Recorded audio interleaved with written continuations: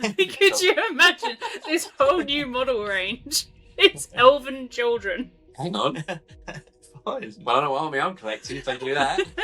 If you are a gamer as well as a painter, you're always kind of like torn between that. I want to paint this really well and I want it to like look really good on the table, but equally I want to paint this really quick because I want to get playing and I want it on the table. I know how good I can paint a model, but that doesn't mean that I need to paint it to that level every time. And mentally being okay with that. That's the hardest part. Yeah, that's the harder part. The thing that I do when I do a quick army like that is I pick a couple of models to do well. Nobody's really paying too much attention to the 16 terribly painted archers because there's these like really nicely painted big models on the board. Does every paint job have to be perfect? No, but your bases do. I think that it is probably one of the most underrated aspects. So today we've got a guest who's going to share in a bit of hobby nonsense. Poor lady. Yeah. So it's Chloe Ratcliffe, aka Lady Khaine. Hiya. Thanks for having me on. Yeah, no problem at all. Yeah, we're very sorry. Sorry about that. Yeah, I'm saying thank you now. It might be different at the end. I don't know. We'll find out. Yeah, we'll do a disclaimer. So what have you kind of been up to in our normal hobby nonsense is sort of all over the place. What we've been up to in the last couple of weeks. Love it. It's kind of what's been going on in the hobby sphere, anything that's come out that you're interested in, that kind of thing. So so I think for like the most part, Old World is kind of like my obsession at the moment. So I am slogging through painting my Tomb Kings. If I have time to game, that's the game I'm playing at the moment. So that's like my number one thing. But I am excited that obviously the new edition of AOS has been announced. So I haven't played AOS for a few years now. But I think hopefully this might be a good way to get back into it. With a new edition, kind of puts everybody back to like the same point, doesn't it? I think it's always quite intimidating to enter back into a game system or even start a game system when it's kind of like halfway through an edition, and a lot of obviously people that are playing it a lot are super already into it and know all their rules and stuff, and like you rock up and you're like, no idea what's going on. You feel like you're not a sort clue. Of like playing catch up all the time. Is there anything from the starter set which will is Stormcast? Stormcast or Skaven. Is there one of those taking your fancy, or you go for something else? Currently, no. I think it depends on how much more they show us. I know obviously we've seen the new Liberator models, I think it was. Yeah. They're cool. I have nothing like kind of like for or against them, if that makes sense. Like they're there. They're cool. It's nice that they've been updated because they did look kind of static and a bit janky compared to like their newer releases. So I think it's good that they've refreshed them. But I personally don't get like a lot of character out of Stormcast. Like the models, like I don't really feel like they're just like the Tin Men. Like I don't really get anything. Like, do you know what I mean? It's not a vibe for me. And Skaven, maybe. I think like if I had to pick between the two, that's probably the side I'd go for. But I'm probably more likely to stick with Daughters of Khaine, if I'm honest. Yeah, and I suppose where you're doing Tomb Kings at the moment for Old World, and that's obviously a horde army. So going for Skaven is you're not helping doing yourself it again. Really, are you? See, hot take. I'd have to pick. Sorry, go on. I'd have to pick like the most expensive units and just be like, how can I like make this not a horde army? That's what we normally try and do. Get the 10 rat ogres. Yeah, hang on. That's a good idea. See, hot take. I quite like the new Stormcast. Oh, that is. And if I had to choose out of the two sides, I think I'd probably go Stormcast. But you've got something in mind. Yeah, I'd quite like. I know it's an old cliche. Everyone's done it, but I quite like the idea of a Stonecast. You know, the kind of living statues, the OSL. Yeah. I've always liked it, and I thought I'd love to have a go. And I suppose it kind of feeds into into what Chloe was saying about the fact that they haven't got much character and they're quite sort of emotionless. But if you were painting them as statues, it kind of makes sense. Yeah, you'd kind of have to like. I feel like you'd have to put a lot into them to get the character out of them, especially if you're going to opt for the helmet heads compared to obviously using any of the bear heads. That changes it slightly, but I think it'd be really cool to see them done like maybe like in marble or something like that. Yeah. I think that'd be a really cool scheme. Or like that kind of granity. Like that would be really nice compared to obviously seeing the sort of kind of standard metallic done on them. Which again, nothing wrong with that. I just think if I was to get into them, I think I'd want to try and do something. Yeah, something a bit different. Yeah. So I was going a personal question, not related to AOS, but you say you game Old World normally. Yes. Well, when you can, and again, I'm kind of on the fence. I really want to get into Old World, but I kind of haven't taken the leap yet. How is the game? Models aside, does it play like the old Warhammer Fantasy? Have they changed much? Yeah, I haven't really looked into it. I think it plays really well. I will say it's not simple.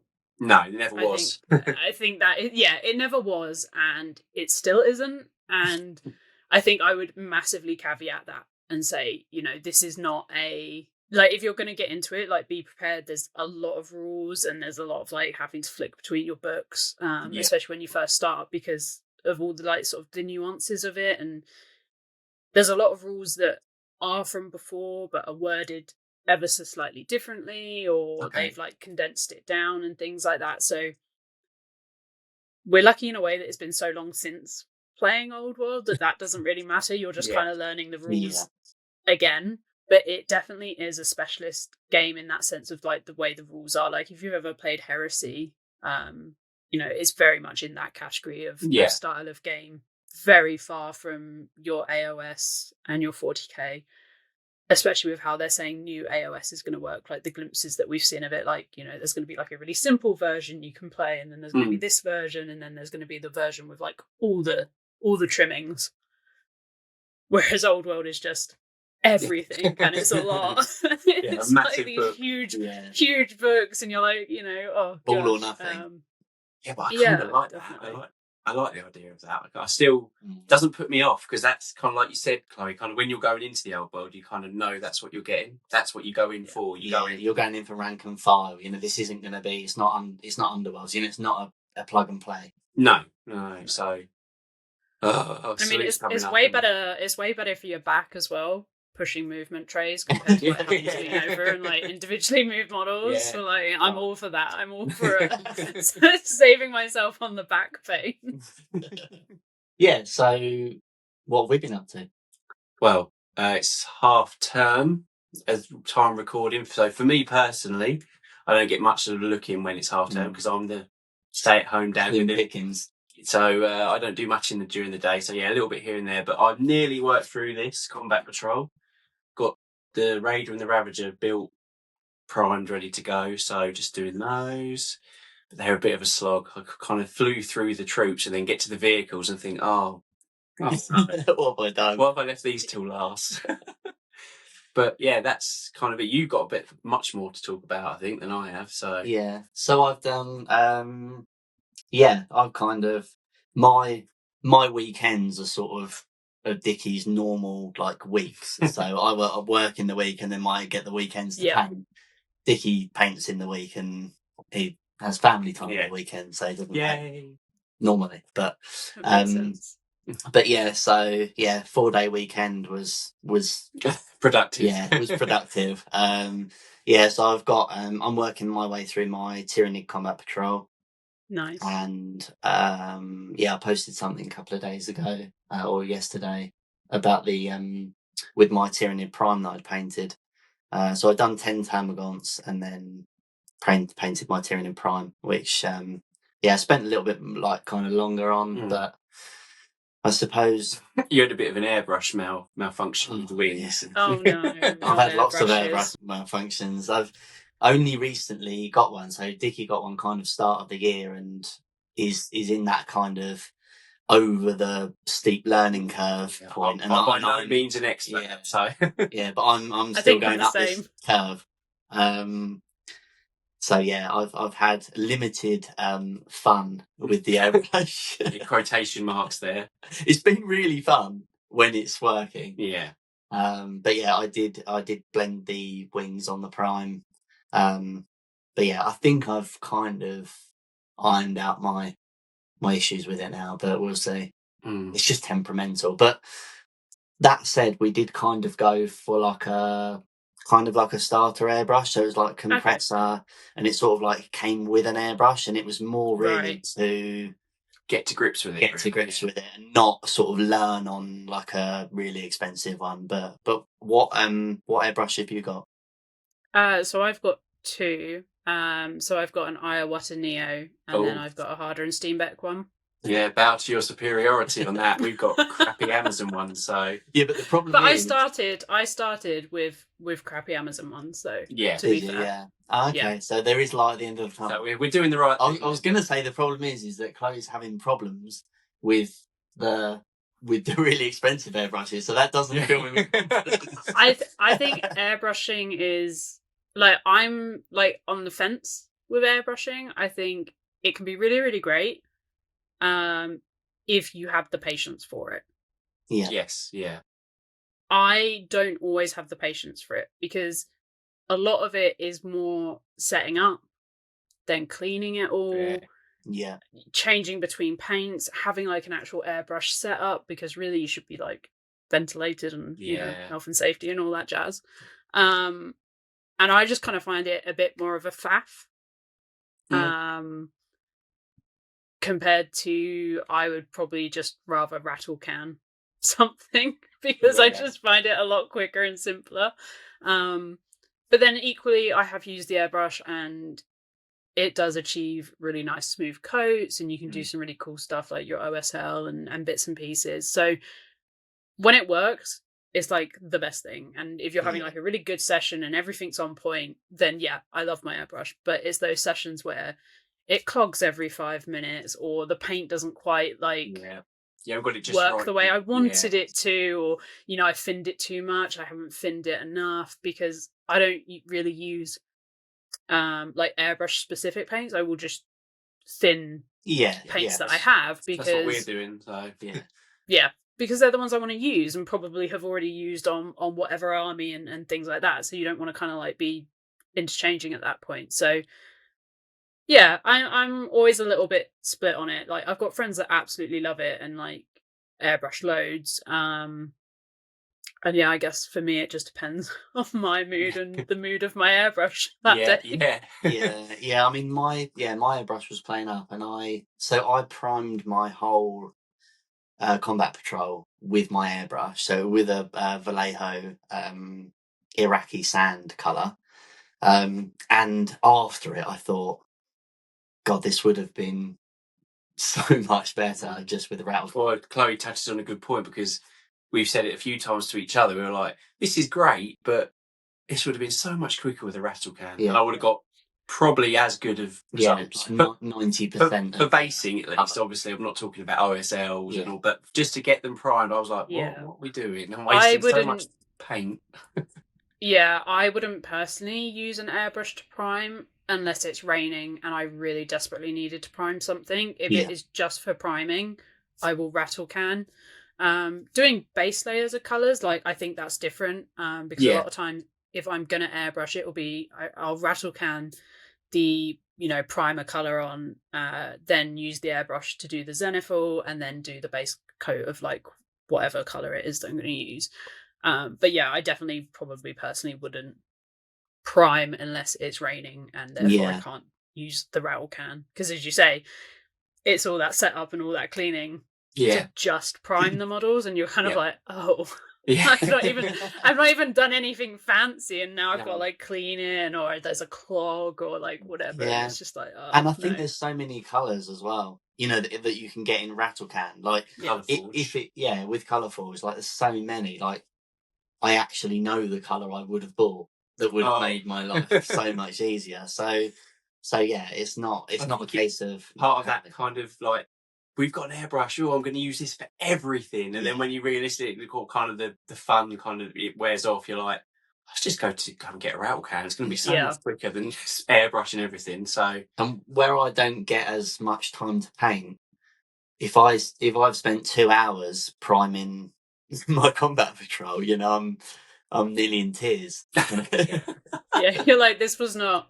And I think that's the thing, isn't it? It's like, how can you be productive with the hobby time that you have? Definitely. And sometimes the airbrush will be perfect for that, and it will save you loads of time. Like, as I say, like, let's say you're base coating a load of like Space Marines or whatever, and you want that one flat color across all of those, then great, airbrush, fantastic. If it's something more intricate, then I think I would probably opt for a brush over airbrush. Yeah. There you go. Take it from someone who's known about more than we do. So. Yeah, exactly. Oh, we did have a game of Combat Patrol. Yeah. Which was nice. laboriously slow. It was we haven't played 40k for at least 10 years, and obviously 10th edition. Yeah. And we were learning it. We were trying to learn it, and there was so many keywords. So do you play 40k at all, or was it all over? So I played loads of 9th edition, and just as I was like really, really into it, and like obviously had my head around everything, felt really confident, was going to events, they brought out 10th edition, and I felt a little bit like upset about that. Yeah. Because I was like, oh, great. I've played a couple of games. I haven't played too much of it. Obviously then Old World kind of came out, so I was like, park that over there. But I mean, I've got a fully painted like 2k of Death Guard. Nice. Slowly working on World Eaters. They're kind of like a real painting project, so like I'm in no rush with them. So I sort of just paint them. Projects that we're not in a rush to do. Yeah.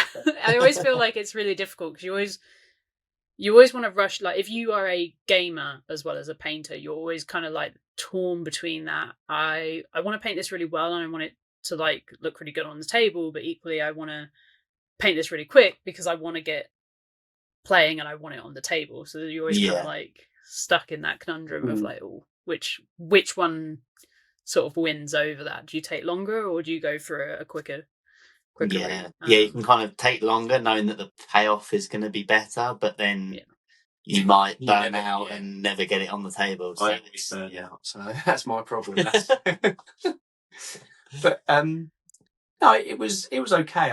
I wouldn't say we play a lot of like Star Wars Legion. That's a lot of like you go I go kind of system. Okay. Whereas with 40k, it's like we couldn't get. It was really alien to us. It was like Darren does his whole move. He does everything, and I sit here and wait and do a few stratagems when I can, and then I have my whole go. And it was just felt very. It was good. I enjoyed it, and there's definitely. I think we're going to stop at the combat patrol level, though. I think we've kind of decided, haven't we? Because I think the thought of getting 2,000 points and trying to play a 5-hour game of 40k fills me with dread. I think so. I think do promise it does get quicker. It does. Like you would pick it up. I think you'd be okay, but I think it depends, as we say, a bit like with your hobby time is how much of it you want to spend playing like a 5-hour game, for example. It's like, you know, if you want to play several different systems, then you're going to want to keep it to like that smaller kind of like maybe 750, 1,000 point bracket. And it's not too bad. I think for us as well, like where we do so many other systems, like other than Games Workshop, and even, you know, obviously Games Workshop have got loads of systems themselves. We kind of quite like that variety. So I think even at Combat Patrol, I can get kind of like, I don't know if I want to paint all these tyrannies, you know what I mean? Like, I want a new project, and we've talked about it before about kind of like, shiny new object. But I think, that really plagues us, you know, the thought of just having the dedication to sit and knock out a 2,000 point army. It's hard. It's definitely an us thing, I think. 'Cause I know like a lot of people can do it, you know. But I think it's again comes back to what level are you going to paint it to, and how quick can you paint? You know, if you're a slow painter, and I talked about it with my Luminous. So I bought 3,500 points of Lumineth. Wow, Like you went big. I tried to warn him. No, it was so I bought them. I bought it second hand. Basically, some guy had like a huge army, and it was already built as well. I'm not a massive fan of building. I don't mind it, but sorry, who does all the building? Yeah, so Dickie builds. I need to get me a friend like that. Yeah. Send them over. I'll give you the address. No, don't do that. Yeah, and I think it's. Yeah, I think I just thought. Really, if all I paint is Lumineth for the next 2.5 years, I might get halfway through. You might get there. Yeah. And that's, I don't know. I guess that's with a hobby that's got so much like progression and variety in it.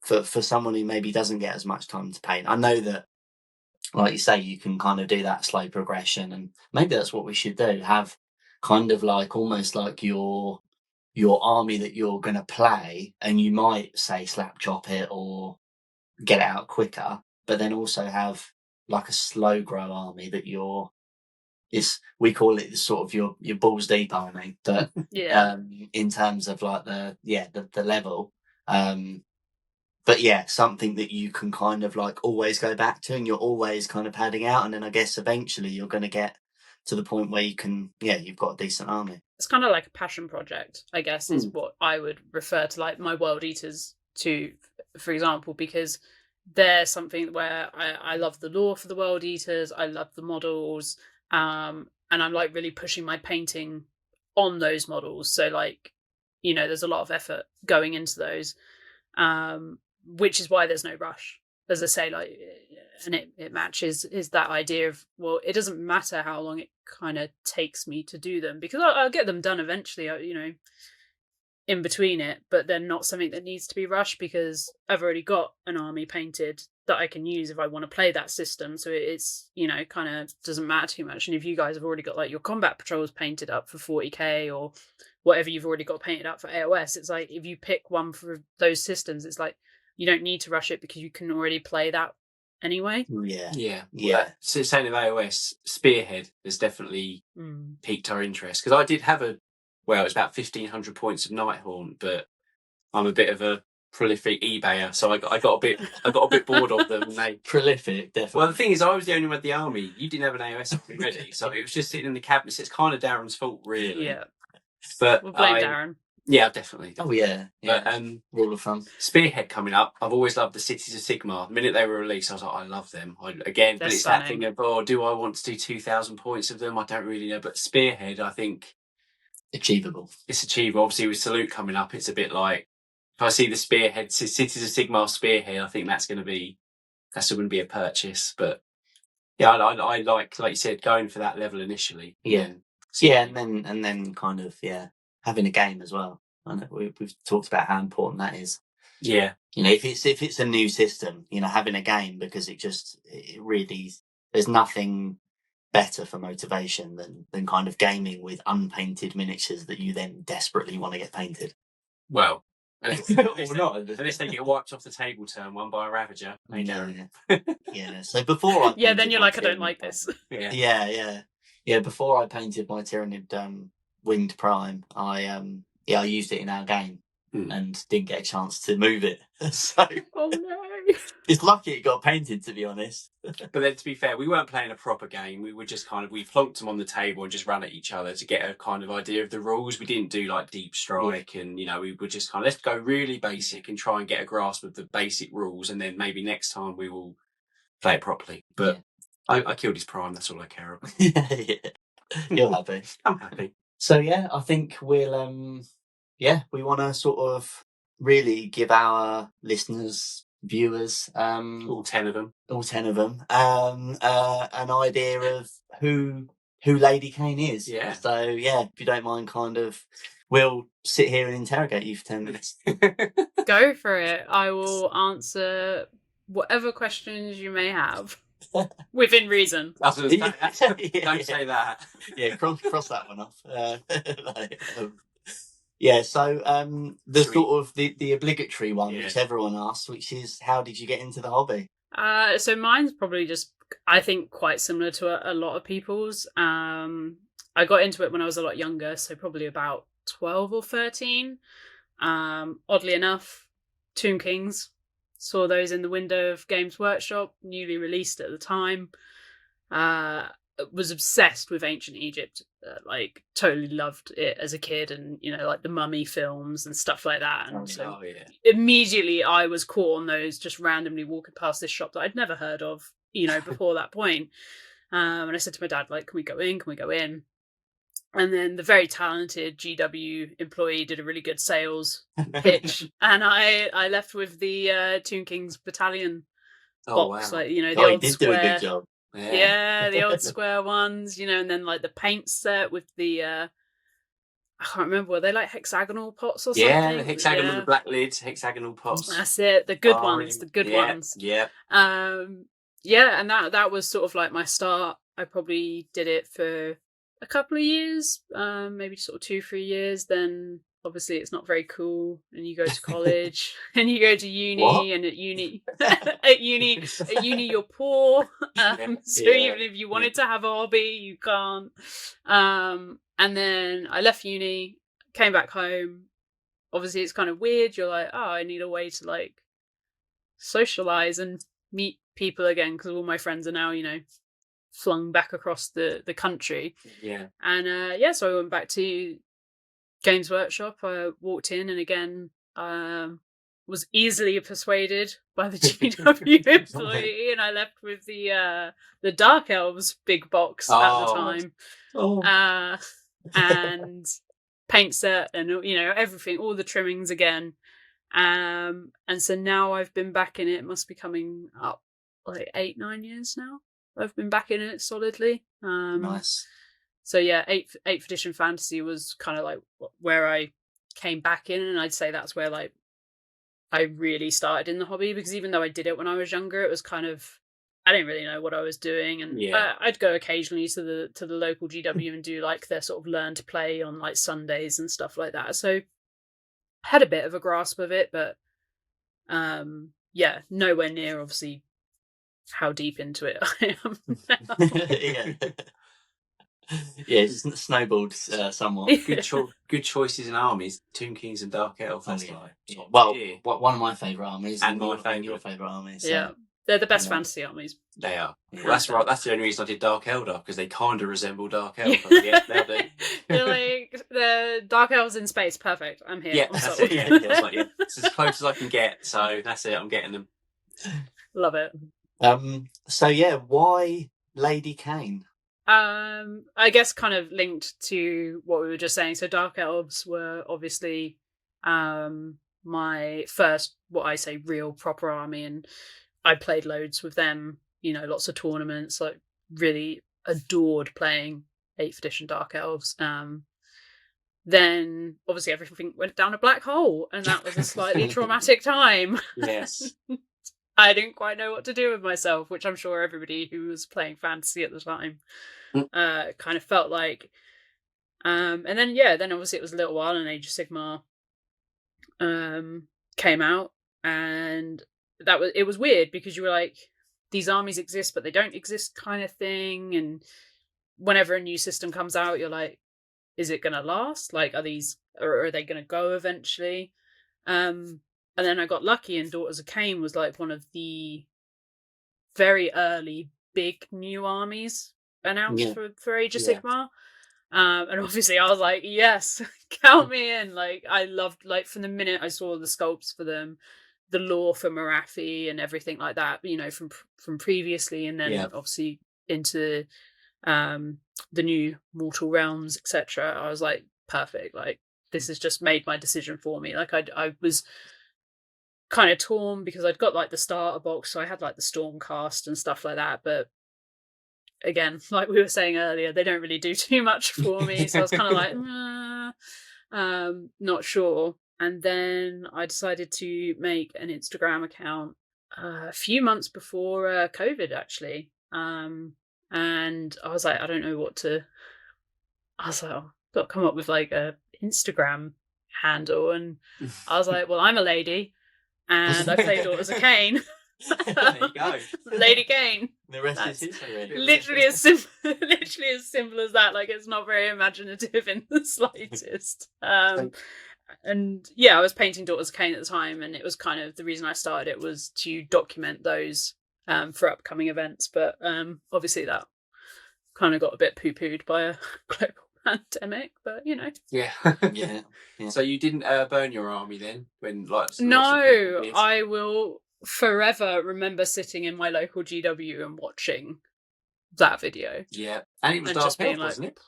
It was Dark Elves. Yeah. I was like, oof. Yeah. So I remember the first rules for AOS. I think we were at a campsite when it was released, and I think there was some really weird rules, wasn't there? Like, if whoever's got the biggest beard can go first, or something. Yeah. Really. No it was points. No points, and just like, oh, you put this many war scrolls down and kind of see what your opponent does, and it was probably the worst, one of, I think, the worst handled launches by GW, because Definitely. This was back when GW was still doing super secret releases. Yeah. Like, they weren't giving out any information prior to new additions or changes to current game systems and stuff like that, and I think they learned a lot from the transition from fantasy to AOS, and how not happy people were, and that they were attempting to make something easier and something more accessible, which I completely understand, because as we were saying about new old world earlier, it's complicated.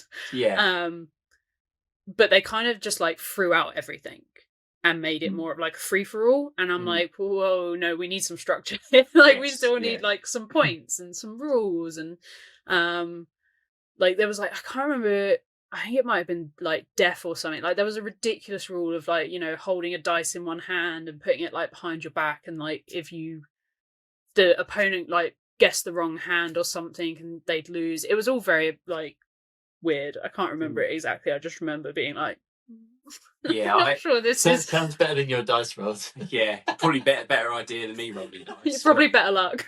Yeah, 50-50. Thing is, I kind of agree with you. I think they were trying to go for something a bit more narrative, a bit more kind of like a bit more fun. But it, like you said, you need some kind of structure. Not even doing points or how to build an army. Yeah, just take what you want. Okay, well, Darren's rocked up with 4 dragons, and I've got 20 troops. What's going to happen here? And you saw that happen. Yeah, you saw that happen. Like, people were like, okay, well, I'm going to spam like these monsters, or I'm going to spam this like really good unit, and you're like, well, because there's no list composition, you're like, oh, well, I guess like you can. Yeah, there was okay. no points. Sure, but yeah, it was. Yeah, I think the idea was good. They had good intentions, but it was, like you said, it was handled. I think it's that classic thing of trying to reach new people, but completely forgetting about everyone else that already does it. They 100% wanted to, and I think you see it as the new focus of a lot of like actual physical games workshops. And I don't think there's anything wrong with this. Gone are the days where you kind of had like all the older hobbyists like hanging out in their local games workshops and stuff like that. Like, they're a lot more orientated towards getting kids through the door, because they want to, as you say, get new hobbyists into the hobby to obviously keep funding the business, which completely makes sense, because I've already got loads of stuff. I don't necessarily need no, it doesn't stop us. You're right. Yeah. But you can see it from the like a business perspective. Like, we don't look like we'd spend money as much because we already have lots of things. Whereas like getting new like younger kids and younger adults into it, it's like, oh, cool. Now we can sell them, the hobby sets and things like that. And I think you definitely see your Games Workshop stores look more like that than what I remember them being like. Maybe about 6-7 years ago. I can't remember the last time I went into one, actually. Games Workshop. So I just do it online because I hate the pushy kind of, hi, what are you after? What are you painting? What are you looking for? No, just let me look. Oh, I go online and get them. I didn't come here to socialise. I'm an awkward nerd. I don't want to be rude, but I want one paint and I'm walking straight out. So yeah, it would just be online. This might be a quick one, but is this your only hobby? I go to the gym and I read as well, so I guess I'd count those kind of as my other hobbies, but I don't. Yeah, they're not. Yeah, they're like minor hobbies. I guess. I'm not like super into them, but reading kind of, and reading is a bit more, I guess, linked to this hobby already because I like reading the Black Library books and the Heresy books, etc. Yeah. As well as other books. So I guess that kind of interlinks. And the gym is because apparently it's good for your health. So the sun's out. Don't believe it. No, I don't like the sound of that one. I don't agree with that. But yeah, I nothing like this, like hobby wise, if that makes sense. Nothing that kind of trumps Warhammer. That's the right answer. Are you a gamer or a painter? Both. So is it a complete 50-50 split? I go through phases.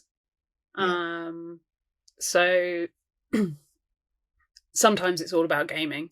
But in order to kind of get to the all about gaming part, I kind of need to paint the army so that I can do that. So I think it just depends. Like a lot of it comes down to what hobby time I have available, and if it's not as much, then I'm probably not going to game. I will probably paint.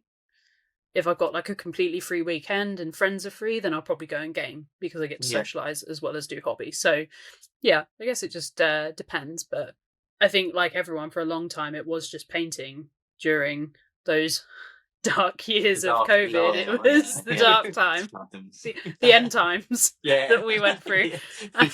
Felt like it at a point. It did, didn't it? And actually, because painting was the kind of only way to hobby it at that time, I really got into painting. I think that's really where I started pushing myself more. Yeah, kind of learning like different techniques and stuff. Yeah. See, I always have I think I've said it before, but like with the gaming painting thing, I would say I'm primarily a painter, but I think I've said before, I always have an issue painting something that I can't use in a game. So I'm not very good at display pieces. I like to, if I'm painting something, I like to know that I can use it.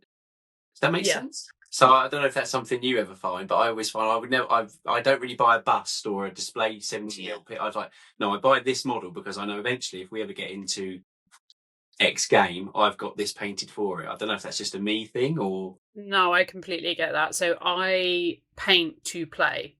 Yes. Yeah. So anything I buy to paint is likely because it will be in a list that I'm going to use, or I want that option later on down the line. I've brought like the odd thing here and there as like a painting thing, but usually it will then evolve anyway into, I really enjoyed painting that, so therefore I'm going to to an army, or I'm going to get another unit. I don't really go into the realms of like, busts, the 3D printing, stuff like that. Because again, like we keep saying, like our hobby time is precious as adults because we actually have to go and adult occasionally. So rubbish, isn't it? When I paint, I want it to be for the other part of my hobby as well. Like I want it to benefit the fact that I can then go and game with it, which is why I think this hobby is so great, because there's so many elements to it. You know, there's the building, there's the painting, there's the gaming, there's the lore and the books and things like that. So it's very multifaceted. So I like to obviously do all elements of it at various times. Yeah, cool. So I don't think you even need to ask the next question. I think Chloe's already answered it. No. You might as well just say and get it out of the way. But what's your favourite army? Going to shock us now with something different. Yeah. I mean, if I was to go per system, because I think I don't have like an overall. I think it's really hard to pick because they're so different for each system. So AOS Daughters of Khaine, Old World, Tomb Kings, 40k is a tie between Death Guard and World Eaters, so I like the 2k. Those are like the 2 chaos factions I like. And Heresy would be Blood Angels for me, so I have painted some of those. I just haven't got around to playing. See, now I'm on topic, but I wouldn't touch Heresy with a barge pole because I can't stand Space Marines. But no, thank you. I don't want to touch. Blood Angels. You do like. I don't mind a Blood Angel, but not enough to paint a Heresy army of them. So I think it's because I like the lore. Yeah, that's a lot. I think that's the only reason that I can kind of like get into painting them is because I've read so many of the Heresy books and the Siege of Terror and stuff like that. But then equally, I paint the Chaos Space Marines in 40k, which I know you could argue they're different. Yeah, they've got a lot of We'll let you. They got a lot more trim. yeah, a lot more. Yeah, too much trim. So just one last one. Apart from us, who inspires you in the hobby? Oh yeah, we're really inspired. I mean, obviously you two. I wouldn't be here otherwise. Like, I mean, I completely owe my hobby experience to the pair of you. Yeah, we've already apologised for that. Yeah, the check's in the post. I got paid really well to say that. I think that's actually kind of tricky. So many people, just across Instagram and everything. Like, there's so many people I follow, and yeah, that's kind of hard to like pinpoint it down. Yeah, I suppose it's kind of like inspired by the community itself. Yeah, like on Instagram, it's, I don't know. Yeah, I guess you're right in terms of there's not really. I wouldn't say there's necessarily like one or two standout people for inspiration. I mean, you have they're obviously great painters, but yeah, you have your standard ones, which I guess would be like, you know, some sort of like standard answer would be like your Darren Lathams, your Louise Sugdens, you know, your Midwinter Minis, like mini wargaming with Dave and stuff like that. So like, there's all those like big names, which I guess are kind of like the obvious choices. But I often will open my Instagram and, you know, just the people either I follow or going like into your like that search bit and just scrolling through what like is suggested in there, and you know, seeing stuff like that and just being like, oh, that's really awesome, like I want to do something like that. Or so I think like the community is really great for like just inspiration in general. I think when Darren started the Sprue Goons Instagram account, I was very nervous of it. I was like, like I said before, my confidence isn't the best. And I was like, oh, we're going to get ripped apart. People aren't going to like it. Oh, no. But the community has been, I think, brilliant on Instagram. We don't really, even if you think, oh, it's not very good, everyone's always supportive. They're very, you know, it's a really nice community, I think. So it's kind of, I knew the hobby, you know, the wargaming community was always quite a nice community. You get your odd people. But I mean, in general, putting yourself out there on like Instagram and things like that, I was thinking, oh God, this is going to be a nightmare. I'm going to close the account after a week because I can't take the insults. But it's, I think, like you said, generally the community is just pretty good, I think. So I'd say it's you know, it's that kind of usual thing where like no matter what community, or like especially with the great internet and the fact that, you know, people can say what they like without saying it to your face, you're always going to have that. Like I think like no matter what hobby or like what area of social media you're in, I think we're very lucky that it's probably more minimal here. I think so. It exists, but a few times, but it's not really. On the whole, it's a lot better than I thought. I think it's probably 95% of comments are normally pretty positive. So we ignore the 5. So block the 5. I literally I just delete and block. Like I genuinely don't. I don't spend like any more time on it. You know, I've definitely probably maybe experienced a bit more being like, you know, a female hobbyist and also being someone who receives products from GW and like, you know, various little bits like that. Evil, terrible human being that I am.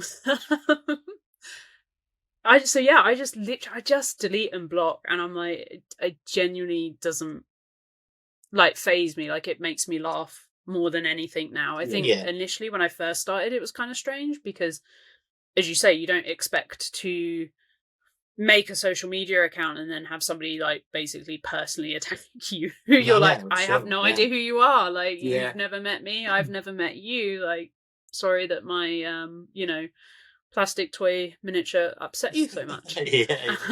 My bad. I didn't realize. Like, my painting must be really bad today. Sorry. Well, this guy's riled up. Yeah.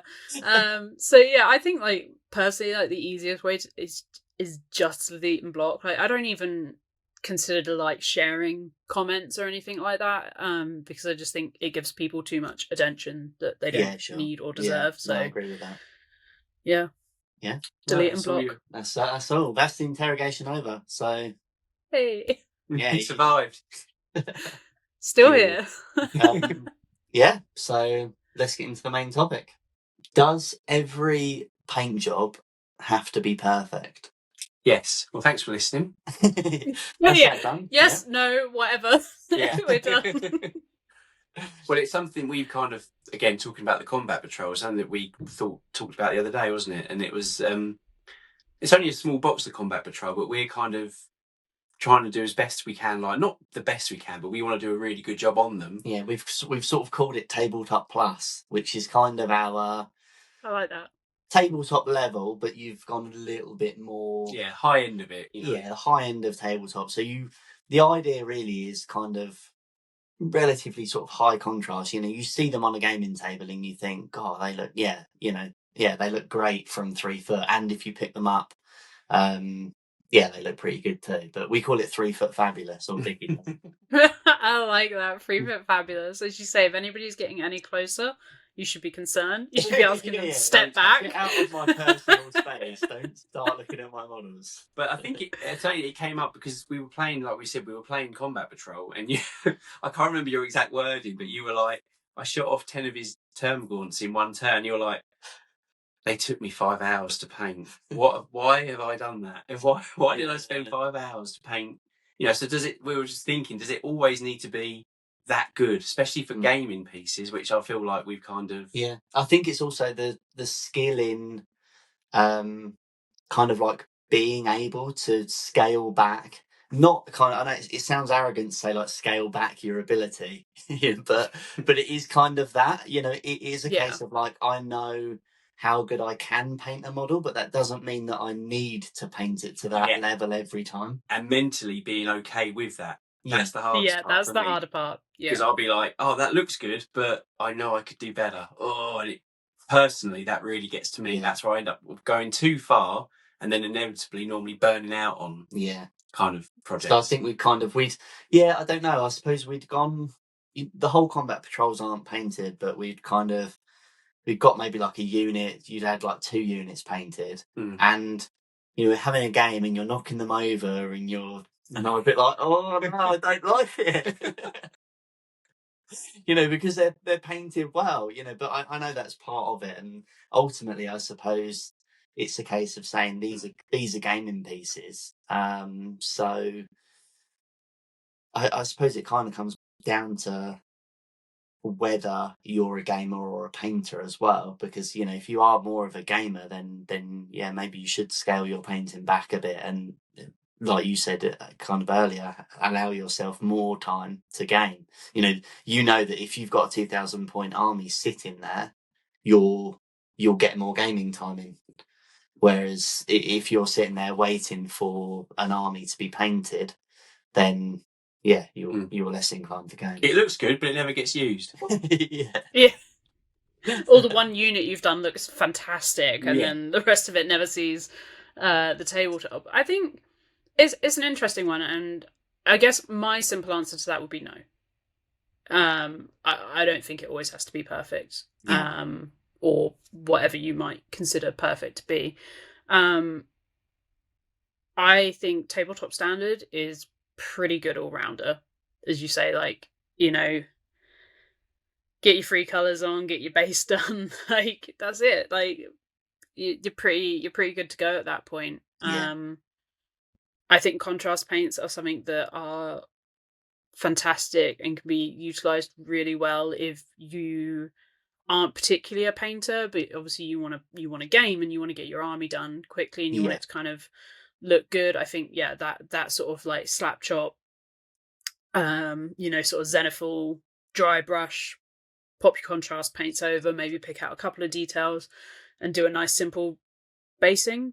Like, jobs are good. And like, if you're doing it for playing and you have no intentions of like going for any kind of like best painting awards or like, painting competitions in general, then yeah, I mean, I think that's perfectly acceptable. It doesn't need to be perfect. It just needs to have those very simple steps done to count it as being, playable at events and I guess things like that, if that's what you're considering, or if even just playing with your friends, you just want to have a nice army that you can get on the tabletop, then yeah, or like we were saying earlier, you could also go like the airbrush route as well. That makes painting armies and stuff a lot quicker. If you want to like get loads of base coats on and stuff like that really quickly, then you'll be fine. And then I think, learning to be happy with whatever you decide is that tabletop standard for you, because I think it looks different for everyone. Yes. Yeah. And I think that's something that's really important to understand. Like, I posted something and was like, oh, like, I'm really happy. Like, I painted this in X amount of hours and got it to tabletop standard.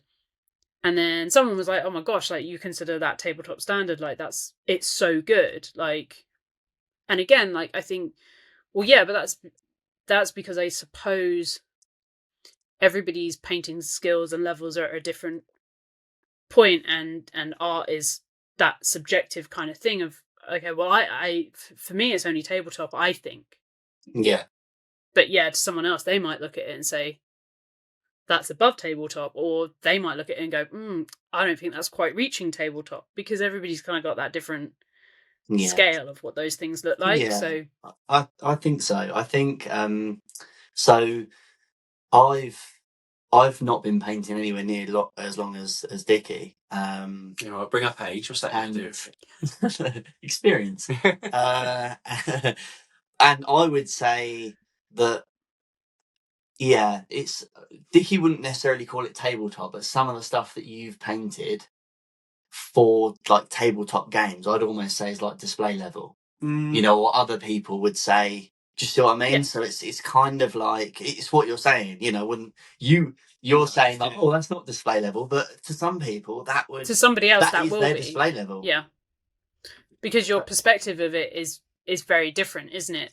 Again, depending on maybe how long you've been in the hobby, how long you've been painting, how long you've been playing, and things like that. I also think social media has a lot to answer for, because obviously we're now in that generation where the hobby Instagram exists, and you can be scrolling through and seeing such a vast range of painting levels.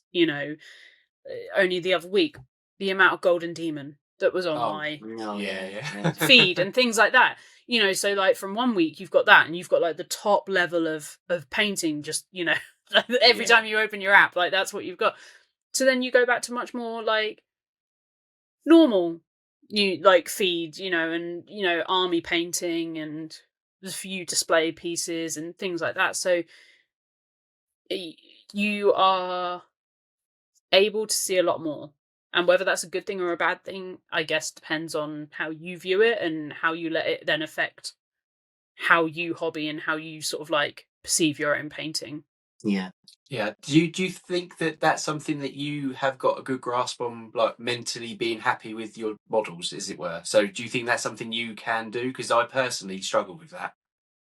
I think for the most part, yes. I think I'm quite happy with where I am with my painting. Like, I feel like I've definitely improved in the last couple of years. So like, I'm quite happy and proud of that. So I guess I'm at that quite nice point at the moment where I'm still enjoying that kind of satisfaction of seeing the transition from when I like first started my Instagram account to like now, and looking at the painting quality.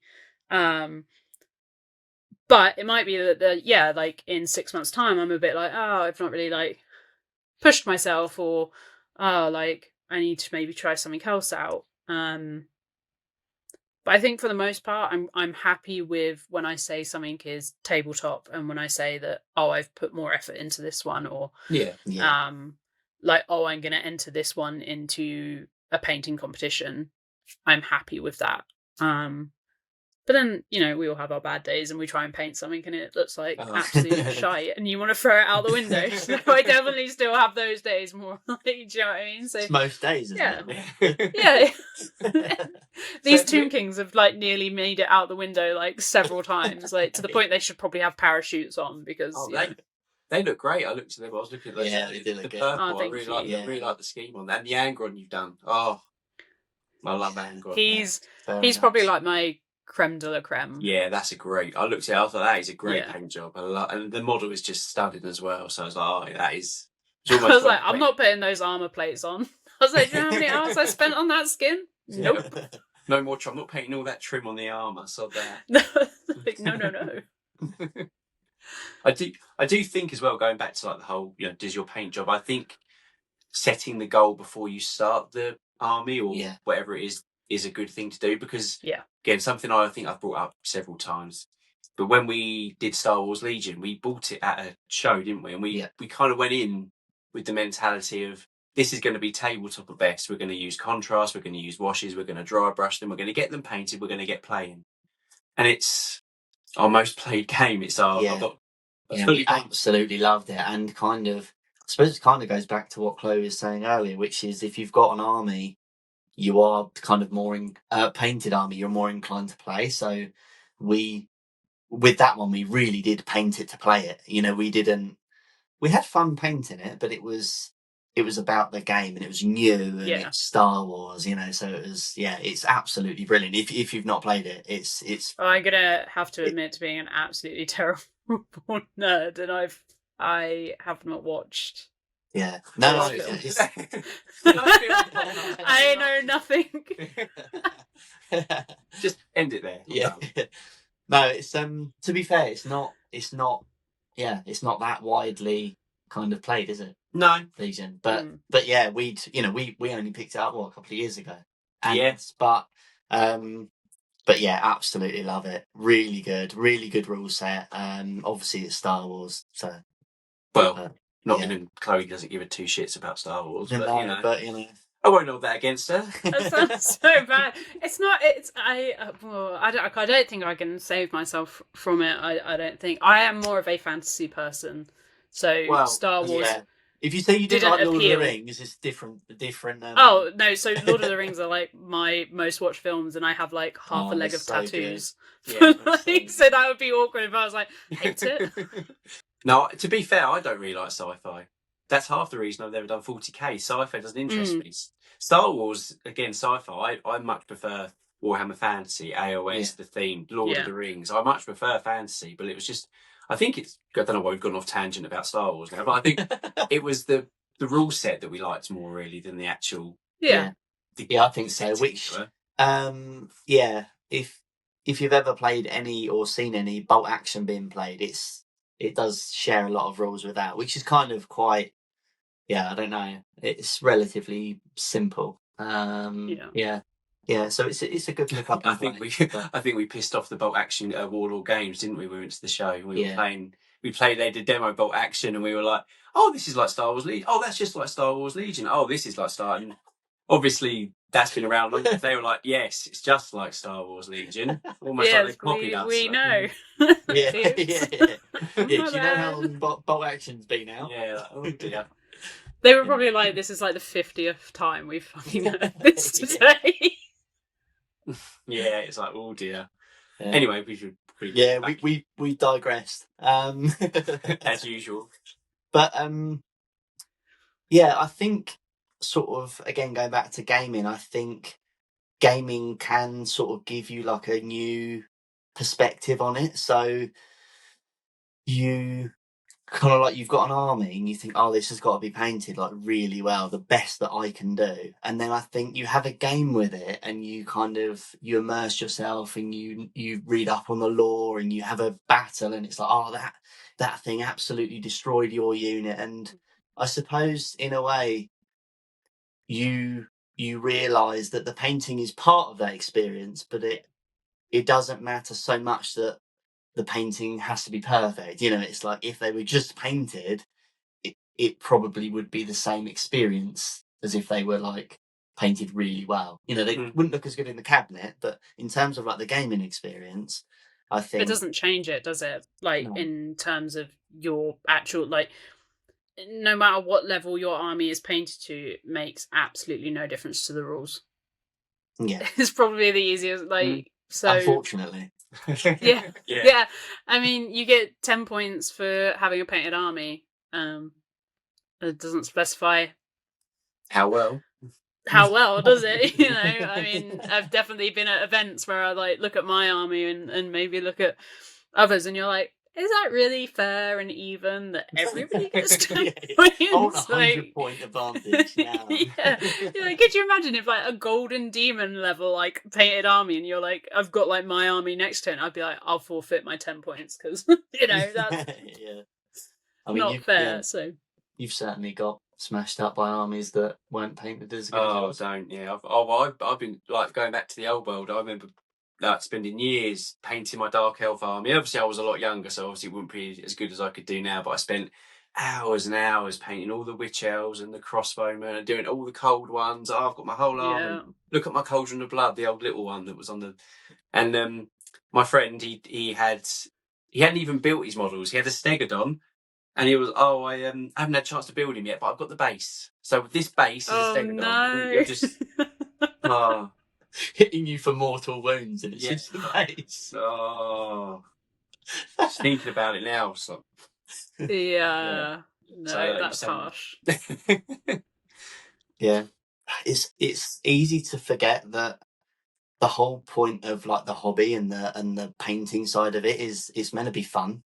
Yeah. So like this whole thing of it's a hobby. Yeah, you know, what standards have I got to do it to, and this, and I'm rushing it out, and things like that. Yeah. And it's like, I suppose, as long as you're having fun. So, like for example, when you were saying about your like slow creep passion project, I imagine you have a ton of fun painting that. So there's no reason to kind of rush it. You know, you're not in any rush. It's a passion project. So in that sense, your fun is the painting it to a really high standard. Whereas maybe if you had like with your Tomb Kings, for example, your fun might be smashing the army out so you can have a game with it. So it's kind of like finding the fun. Yeah, and that was actually always my intention, funnily enough, with the Tomb Kings. So as soon as Old World was announced, obviously getting the Tomb Kings was a massive just nostalgia thing anyway. First ever army. They've come back. Fantastic. They're one of the launch armies. Awesome. Even better. It means we're going to get it sooner. And I knew when I got it and decided, I'm going to play Old World, I was like, this is not going to be a well-painted army.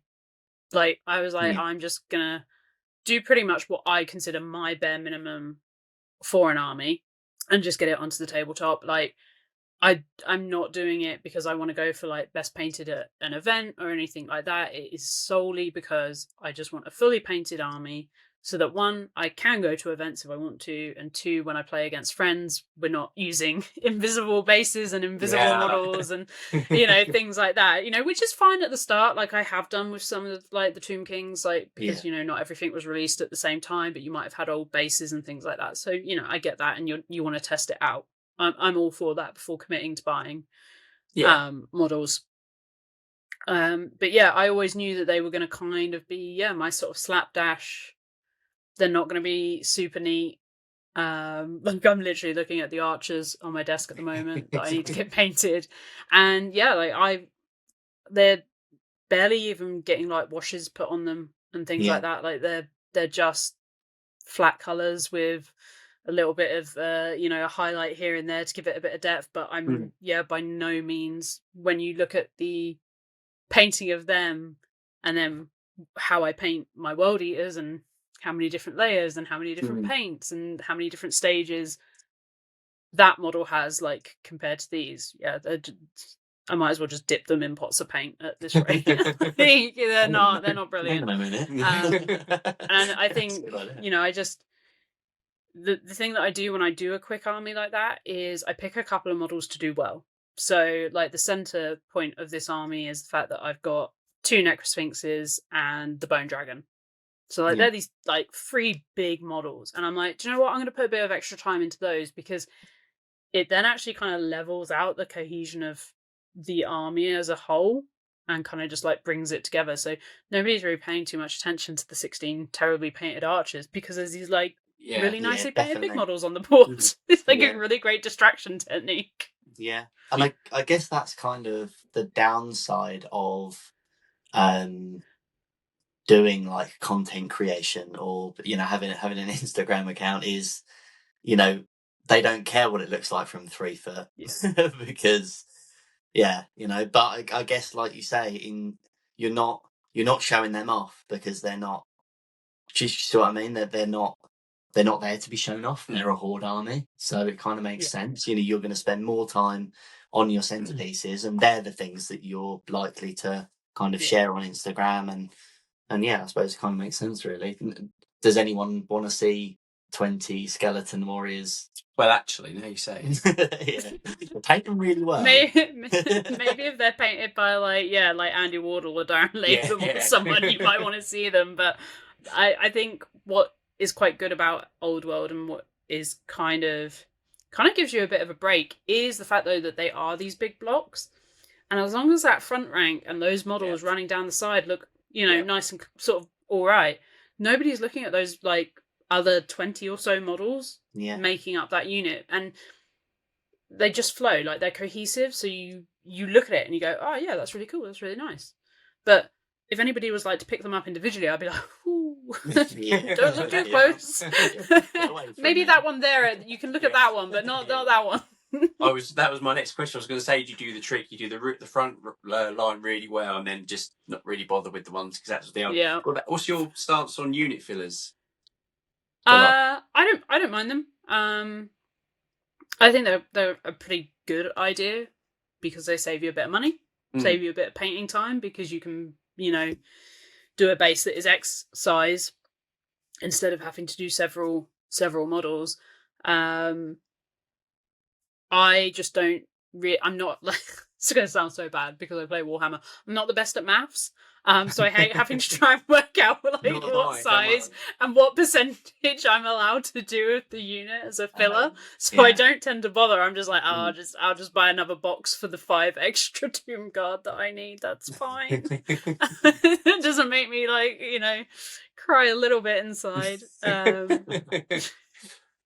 No, I always like them, but I always think you get some people where if you're going to do a unit filler, make it thematic or cohesive with the unit. You get some people, they'll get a rock and put a skeleton on top and go, there you go, unit. Think, well, you could at least think of something, that fits the theme of the army or would make sense within that unit rather than, I'll just put a rock in the middle. Do you remember it was a fantasy train set. It was like the graveyard sort of stuff. And you used to see absolutely brilliant unit fillers for like vampire counts and zombies. Like that was, again, as you say, that was really cool because aesthetically it fits with what you've got going. Like if you've got like that kind of like sarcophagus with some like graves around it and stuff like that, that's cool. I've got no worries with that. But the ones where it's kind of like taking the mick a little bit and it's like it's not really it's not really a unit filler because it's not themed to that unit. It's just another base with like the same basing on it. That I don't. And a big rock. I think it's not really just they're walking around a rock. It's not a unit filler, but yeah. So in terms of kind of what you were saying with like the ones that catch your eye, we've got like a thing that we say like concentrate things that people see is face, base, and weapon. So that's kind of like a good thing to focus on. I remember that I did a Seraphim army when we first got into Age of Sigmar, and they were painted all right. They were probably like just a bit above tabletop.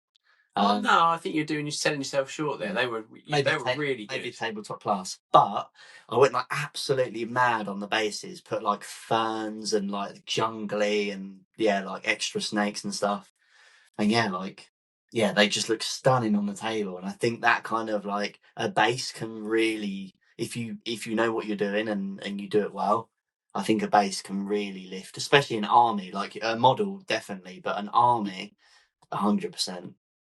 I think that it is probably one of the most underrated aspects sometimes. Yeah. And I get like, I'm always like a little bit sad when I see something that's well painted Yeah.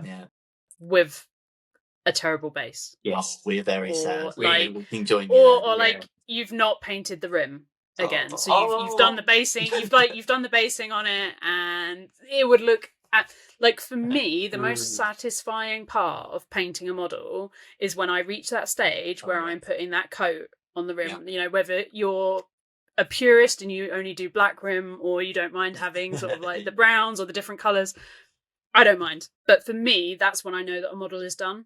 Like, only at that point can I go, yeah, that model is 100% done. Yeah, definitely. Yeah. But I love doing bases. Like, I find that like a hobby in itself, like another extra. Like, it's like another add-on. Like unlock this like level sort of thing. And they don't have to be complicated. Like, I think that's the thing. Like, an effective base doesn't necessarily have to have all these bits added to it. It can just be that you've washed it, you've dry brushed it a few different colours, and you've maybe stuck a tuft on it. Like, that's what I've done for my Tomb Guard and my Tomb Kings across the board. But as you say, when you then look at it across the table, that's the thing that really helps bring that army together. And you look at it and you go, yeah, that's really nice. Whereas if you looked at them and they didn't have that done, not so great. It's like, I was going to say, we just saying how good the community is, but then there'll be times when, like, I'll find a picture on Instagram, but like you said, a brilliantly painted model, and they've just left the rim of the base, or they've got gravel all around the edge of the base, or they just haven't bothered with the base. And I'm not going to go on Instagram, you're right. I might send it to Darren and be like, look at this brilliant model. Yeah, look at the base. It's frustrating. Yeah, it is. You're not saying you're a bad painter. It's just it can be so simple as well. Like, I mean, for ease, you can go to GW and you can buy their texture paints. Yeah. Sterling mud. Straight out the pot. At least it's then cohesive across the board. You know, even if you don't really do too much more to it, at least it's like, nice across the board, and paint the edge. Don't get it everywhere. You know, things like that. It's simple. But like, if you want to expand, like, I personally use the like the Vallejo stuff. So this. Yeah, we've got it. Oh yeah. This stuff. That's the good stuff. That's one of them, and then I've got like the like clear grey, the one that like dries clear grey, which I'll tend to use if I'm going to do like a really different colour kind of basing, because then I can just undercoat it a colour I want and then go from there. I've tried that. Which I think gives you a lot more flexibility, whereas that one I got specifically for the Tomb Kings because it's kind of like this clay sandy colour. So I was like, oh, perfect, that takes a lot of the initial stage out for me. And when you get into that realm and you're looking at all like the different ones that you can get, and you know, all the different like tufts out there, and like little bits you can add onto your base, like, you know, slate and rocks and skulls and all kinds of things. Like, it's again another hobby. Like, I've got a whole like section of my desk that is, you know, basing materials. So I'd always recommend to people. I think it gives you like you said, like another dimension, but also with when you've got like a monopose army, or models that you're just a fairly static poses, you've got that option. It's kind of like the thing that you can enjoy, the way to put character into that model, even though it's not technically part of the model. Like adding a bit of cork to your base. You won't believe the way that, as you say, that changes the dynamic of your model. Or it might be that, and this is like quite a good example for Old World, like if you want to use a lot of the sort of newer AOS kits, like they're all quite flowy and like in action poses and things like that. So trying to make them rank and file can be a little bit tricky. A little bit of cork kind of like solves all that problem, because you then just adjust their levels slightly so that then they can sit side by side. So there's a lot to be said for basing, and I think it's actually quite an important part of your army painting. Like, I don't think it should just be like, oh, I've got to do the basing at the end. No. If you come up with a really fun basing idea, which I've had before, where it's like I've had the basing idea before I've had the paint scheme idea. and then I've gone from there and built from that rather than kind of like the top down. Yeah. Have you used UV resin? Yes. Have you? Yeah, I've not played around with that yet. But I was watching a video. I mean, it stinks, but does it? Yeah, like many of the things that we use in this hobby, where you're like, I really probably should open the window. Yeah, I shouldn't be breathing that in. I've probably 15 years of my life using this, but these like bases the plastic all look good. glue fumes. Yeah, like you know, things like that. Yeah, to be fair, I did some. I got some like weird foam. I don't know what material it was, but it was some sort of like building foam, and I put you know, like the Tamiya extra thin cement. Yeah, I was like putting that on. You could just see your years ticking down. Yeah, I was gluing that on the base, but then I was kind of like putting a bit on top of the foam, and it was literally just like melting through it. And I was thinking, I don't think these fumes. That can't be good for me, my lungs. Like melted foam. I can't actually use the Tamiya because I had it once, and I was building something, and I was like, oh man, I feel like weird. Yeah. And I stepped out of my room, and like I had like a red rash, like you know, on my face and stuff like that, and I was like, not sure I should be using it. Might have been my own fault. Probably should have had some windows open, as we keep saying. But yeah, I was like, oh, that's weird. Like that's how strong like the solvent obviously is in that. And as you say, the fact that it was like melting something, like fizzling through something, you're like. Well, I remember the first time you used it, you messaged me. You were like, I don't feel great. I said, I've got a bit of a headache. Are you stuck in your small room gluing that plastic cement? But so basically, what we come to. Does every paint job have to be perfect? No, but your bases do. Yeah. Yeah, that's like the highlight of this entire conversation is we've not really even like talked about the painting very much. We're like, just do your bases, please. Paint the rims of your bases. Concentrate your bases, you'll be fine. Yeah. No one's looking at the model. You can play with invisible models as long as your base is actually done. As long as that base is nice. Yeah. Stick it on base. We just like don't be on it, no stick it on. Like if that's got like a nice little like lagoon sort of vibe going on it, that's fine. I feel like we're creating a new game here. It's just sort of terrain hammer. It's like that. I don't know which Jurassic Park film it is, but it's like where that dinosaur can like camouflage itself. So you can just say it's like it's invisible. What's it called? I've got the film.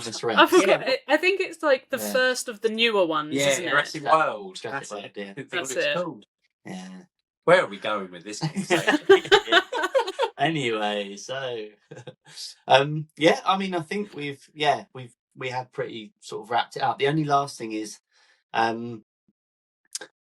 does every paint job have to be perfect? Does your mind change when it comes to a painting competition? And I wouldn't say necessarily perfect, but I guess what I mean by perfect is, does it have to be your best?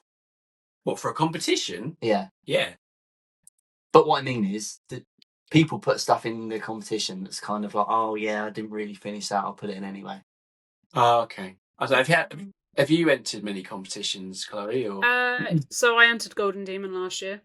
Oh, really? At Warhammer Fest. I mean, that's a whole different experience. And I don't talk about Warhammer Let's not dredge that up again, shall we? Yeah, no, that's a bit that we don't want to dredge. No, I mean, we are coming up to near its anniversary, so I guess it's... not one of the best things, but yep. Anyway, and then there's another painting competition that GW does when they do like their event days at Warhammer World. Yes. Which are called Legend of Paints. And yeah, you can literally just pop a model in the cabinet, and then there's a gold, silver, and bronze pin system there. So I've entered that 3 times over the last sort of few months. Any success? Yeah, so I've done some. No success yet, or? So I've got 3 pins from the Legends of Paint one. So nice. And then Fest's Golden Demon was a bit of an interesting experience, but no pin at that one. But again,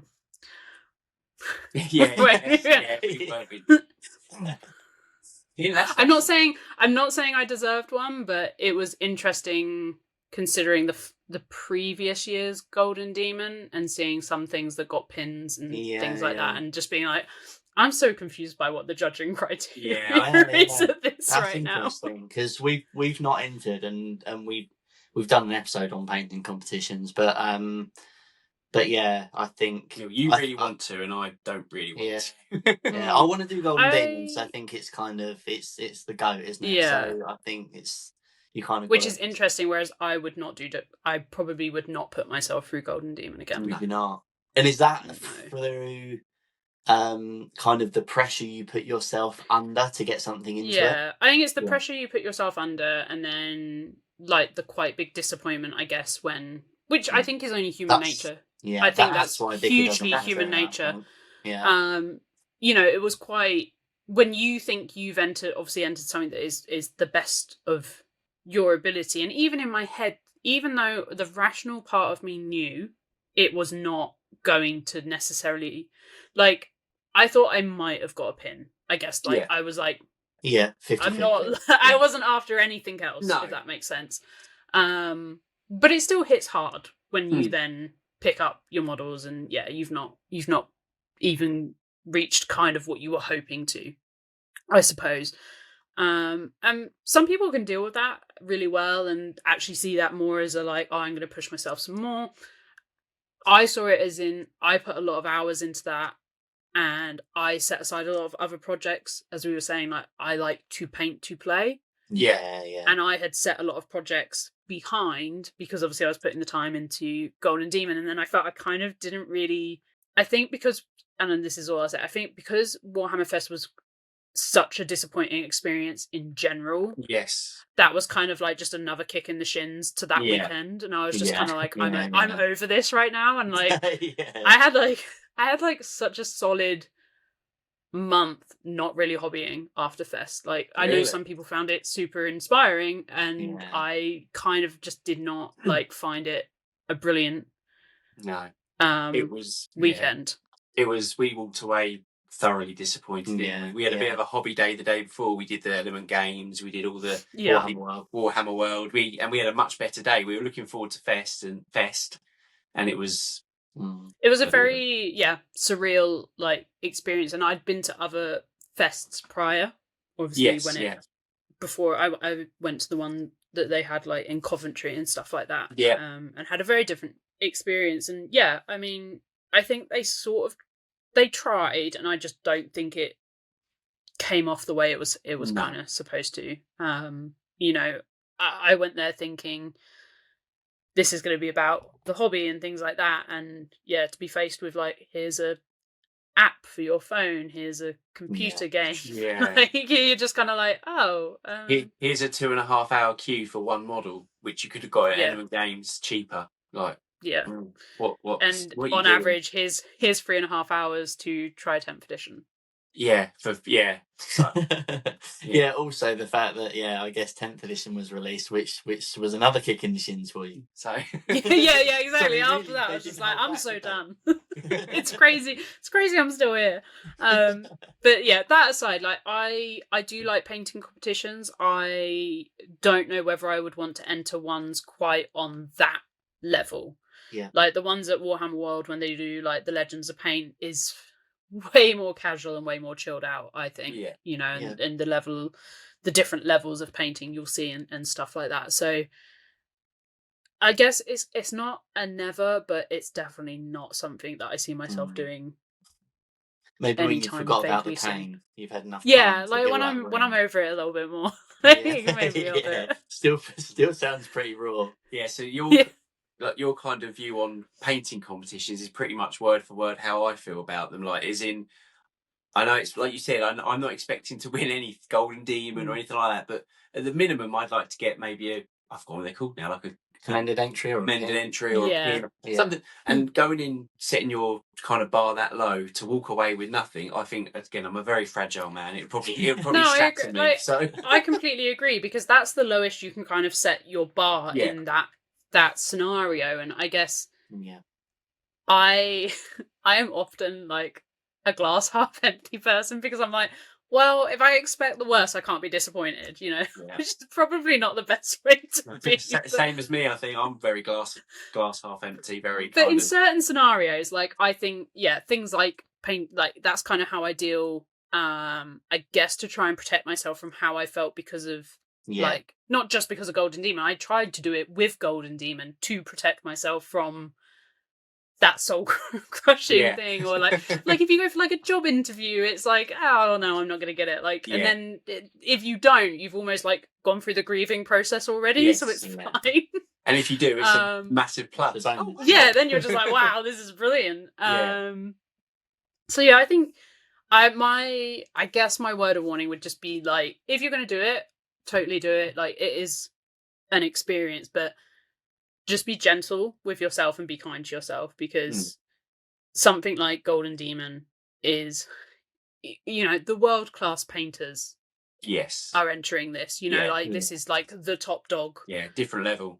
Yeah, so, maybe just find ones that are like at your local gaming stores and things like that, and test the water that way, I think is... Well, I have one best painted twice at my local gaming store for my Underworld warbands a few years ago. But like you said, go local, then you have more. But I think it's that. I think I'd be exactly the same as you. I'd go in expecting the lowest, and if I didn't get the lowest, I'd be like, right, that's it. It's all going on. I'm gonna have a total tantrum now. Yeah, I would. I'd be like, no, this is shit hobby. I hate it. Get me out, Sprue Goons. I don't want to. You'll be on eBay so quickly, like, and that can go on there, and that can go on. Darren, you clear my paints. Here's some brushes. I'm done. Hang on a minute. Yeah, you should enter. Whereas you're very glass half full. I think you'd be the opposite of us. You'd be like, right, well, I didn't get anything, but next year I will. Whereas I'd be like, next year I won't be. Next year I'll be at home. Yeah. So I think, we trailed off again. Yeah. No, I think we've covered that. I think it's a case of, definitely not every paint job you do needs to be perfect. But your base does. But your base does. And just be nice to yourself if you enter a painting competition. Yes, definitely. I do think, in terms of like entering a painting competition, I personally would want to enter what I believe is my best. Like, as we were saying, like, I would want to enter what I think is perfect for me. At the time. Yeah. So definitely. A different, slightly different from painting an army. Right. So next section, we're going to do Sprue or False. So we're going to ask Chloe a few questions, and she's going to tell us whether she thinks they're Sprue or false. Yeah, Sprue or false. See what we've done. No tangents. We're going to try really hard here to stay. Don't stay there might be some tangents. Oh. These aren't straightforward. So, first one. Better equipment makes you a better painter. Sprue or false? Oh, and here we were saying we weren't going to go on tangents. Yeah, stinker, that one. Oh. So, say it again. Better equipment makes you a better painter. Sprue or false? I am going to go with Sprue, but with a huge caveat onto that. I don't think initially when you start you require the best, because it's literally like your entry into the hobby. You're learning, like, you're not going to want expensive stuff to ruin whilst you're trying to practice doing things. I think when you reach a stage where you're quite happy with your techniques, that's a really good point to invest in good brushes and good, like, hobby clippers and things like that. Big caveat on it. I wouldn't say just because you buy high quality brushes that will instantly make you a better painter. I don't believe that. Yeah, exactly. I think that's they will assist you to get there. I think they're important if you want to be at that level. Yeah. Yeah. Good answer. Very good answer. Handled it like a pro. Like the panic in my head, though. I was like, So, next one. Miniature painting is an expensive hobby. Sprue or false? Sprue. I'm not going to... I don't think there's any way. I don't think there's any... Like, I can't even caveat that, really, if I'm perfectly honest. It is expensive.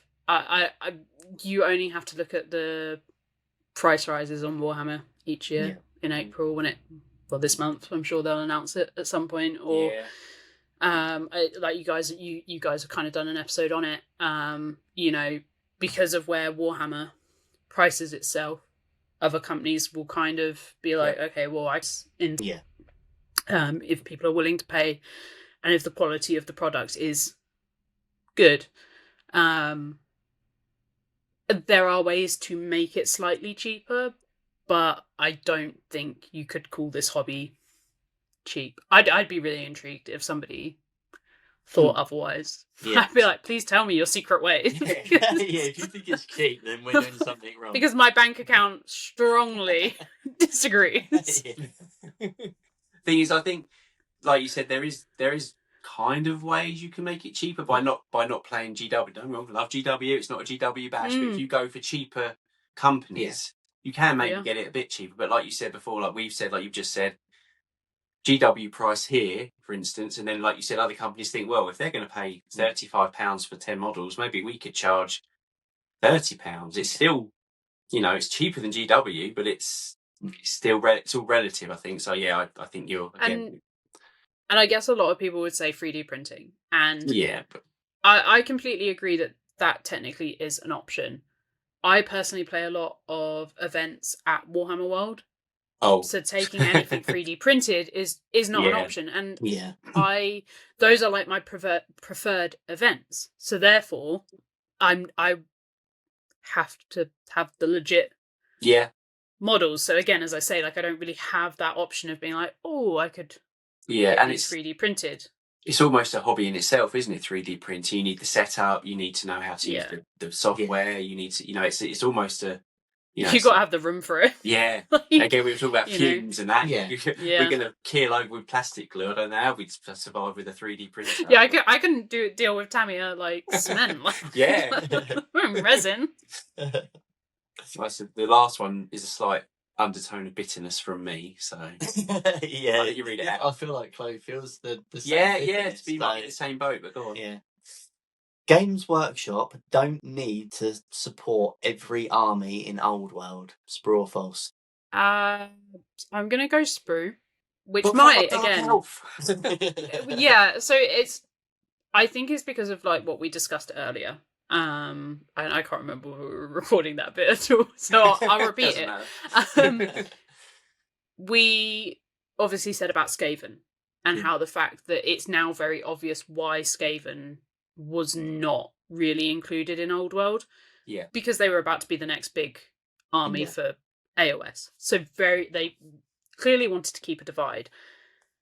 I also think it's about making sure the game is manageable, and they've obviously made that decision to kind of cut some armies out so that the rule sets and the game system for them and like the ecosystem of it is easier to maintain and keep at like a high level. So I guess I'm looking at it, from that perspective of like, whilst I am heartbroken that Dark Elves aren't there. Me too. Like, I was so excited for them to be there. I can understand, like, when I take a step back and look at why those armies might not be there, and, you know, Skaven, so clearly they didn't want to release it for Old World when they're going to have this huge relaunch of AOS and use Skaven as like the flagship army for that kind of next stage of that. I would have loved them to have had them all, but I can understand why they're not all there, and because of where it's set in the lore and the story time line of the Old World, because it's not our Old World, if that makes sense. Like the one that we're used to from 8th edition. Like, this is old. Like, we're going way back. We're like throwing it back. So, you know, some of these armies maybe just don't fit into that story. Maybe we'll see them. You know, never say never. But I don't think we'll see them for a while if we were to see them. What a great answer. I almost feel bad for feeling bitter about it now. Yeah, that was a good answer. I'm sorry. Like, don't get me wrong. I was super bitter when I first saw that they'd been legacied. I've just had some time, I guess, to work through it. So do you think that But- means that Dark Elf are coming to AOS? Please say yes. I really want them to come to AOS because that will be my jumping in point. I have been hoping for them Since it launched. since AOS launched. Yeah. Since, 'cause as we were saying, like, you know, it was my fantasy army. I really wanted to play it in AOS, but again, it wasn't supported very well having those older armies. Then obviously Daughters of Khaine were released, so like my attention was completely absorbed into that. But every year since, I have hoped at every single preview that Dark Elves are coming. Whenever there's even like something slightly pointy looking in the shadow of a preview, I'm like, please, like, come on. Or anything big monstery, I'm like, come on, it's Malarion in his like huge beastie dragon form. Like, this is going to be epic. And then it's not, and then I'm super disappointed. Oh, I'm not the only one then. Oh, they was like, oh, can I make that look like a Dark Elf? No, it's a Space Marine. Oh. Yeah, it's another Space Marine captain. Yeah. Great. Oh, he's got a sword, this one. Oh. He's pointing his sword the other way. Wow. I'm not bitter though, honest. Yeah. No, not at all. No. But yeah, I think that's that's it for Sprue Goons. False. So Very good. on to Paint Grey eBay. Mm-hmm. Do you need the pictures up? Would you know? Well, they'll be on the screen. They'll be on the screen. I'll sort that. Okay, I've got them on my phone on my desk as well. Because I was like, I got like the memory of a sieve. I forget what they look like.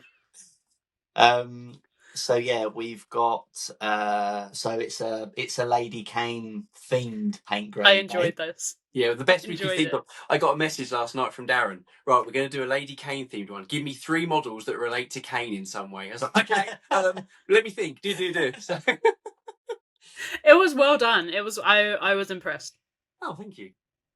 So we've got the Avatar of Khaine. Yep. From 40k. Yep, Eldari. We've got Marathi from Daughters of Khaine AOS. Yeah, is it both models or is it human and serpent form, or are you just going? I think you've got to say both because she comes together, doesn't she? And she works in the game together. Yeah, you can't paint one and leave one grey. Well. Could you? Well, I mean, I beg to differ. I'm sure I could try. And then we've got Prince Tyrion. Yeah, because in the end times he becomes the Avatar of Khaine. There we go. That was the tenuous. We go full circle. Yeah, that was the link I liked found. I liked it. I like the old world link. There you go. So how we can let go first, and then we'll. I think so. We'll give you the honours. So you got paint one, leave one unpainted, and eBay the other. That's hard because I like all 3 of these. Oh, that's really tough. So, because she's in the background, painted, paint Marathi. Yeah. I love the model, both versions of the model. Amazing sculpt. Really, really cool. To the point I want to buy another one to repaint her because I painted her back when I would say my painting skills aren't where they are. Yes. Now, if that makes sense. So I'd really like to repaint her. I'm really torn between these two. Like I find these tricky. I would probably oddly eBay the Avatar. Okay. And I would keep Tyrion mainly because I actually have him in my cupboard currently. So he is unpainted. There we go. So he is grey. So I feel like I've gone for painted grey, and then I've never actually had the Avatar. Yeah. So all we need to do is send you the Avatar of Khaine so you can put it on eBay. And yeah, there we go. Done. Job's a good one. I've achieved everything then. Wow, that's. How about you guys? Go on, you go first, Aaron. I am a sucker for a high elf. You are. Yeah. You're as you know from 3,500 points of Luna. Yeah, someone got their high elf for the old world, didn't they? Not that I'm bitter again, but. So mine, just for that reason, my paint would be Prince Tyrion, and he's just from the sort of nostalgia, classic. Classic model. And I would leave grey Marathi, and I would eBay the Avatar of Khaine. And solid choice. it's a great model, but I think it's stiff competition. Well, again, my one is it's just a caveat. They're all great models. I love all three, but oh yeah. See, I think again, I love it, but I'd probably eBay the Avatar of Kang as well. Oh, it's got an absolute bash. Yeah, sorry, but I like the model, and it's a great model. It's like 3 strikes. It's out. Yeah. That's never appearing on the board. Can't save her again. Do better, GW. I don't know, Marathi and Prince Tyrion. Again, I love both, and I love the lore of Marathi. You know, Malekith's mum and all that. I love. I feel like Marathi's your paint. Yeah, I think I'm gonna copy you, Chloe. You get 2 models for the price of 1. Yeah, as well, it's got to be the same order. Point. I think. Yeah, great point. I think I'd paint Marathi and I'd leave grey Prince Tyrion. So the same, I think. Yeah. Wow. Yeah, there we go. Yeah, that's paint grey eBay. Yeah, that was good. I enjoy that. That's a fun game. Good. It's really tricky. It's like when you sent me them, I was like, I've actually been thinking about them since you sent me them, and I was like, oh, I don't know. And I really was chopping and changing between the Avatar and Tyrion, and then I was like, I don't know why, because I completely would just eBay the Avatar. Yeah. I was like, I know I would. Like, I'm being... And I guess I was like, I just felt like that might be slightly controversial, but it's like I've got the original Tyrion, the original Teclis, and the original Ilario all in the same box. Wow, unpainted. So like they're little treasures, I suppose. Like, you know, they before the re-announcement of the old world, I suppose they were like an investment piece, because you're like, I could sell these. I could eBay them. Yeah, put them on eBay, you'll be alright. Now I guess they've probably lost a little bit. Yeah, because I reckon they'll come back. I think they definitely. Yeah, although in the original box. Yeah, there's some people out there that want them in the original box. You know, the original one. And then I guess actually technically they don't actually exist in New Old World because of where it's they're elves. Yeah, they're not I'd have to check. They might be kids. Maybe. I'd have to check how old. Yeah, I can't. Toddler Tyrion. Could you imagine this whole new model range? It's elven children. Hang on. Fine. Well, I don't know what army I'm collecting if they do that. Especially if it's dark elves. I'm like, Malekith as a kid, sure, fine, whatever. Yeah. It's like they've just released like gnomes. It would be fitting. Oh, yeah.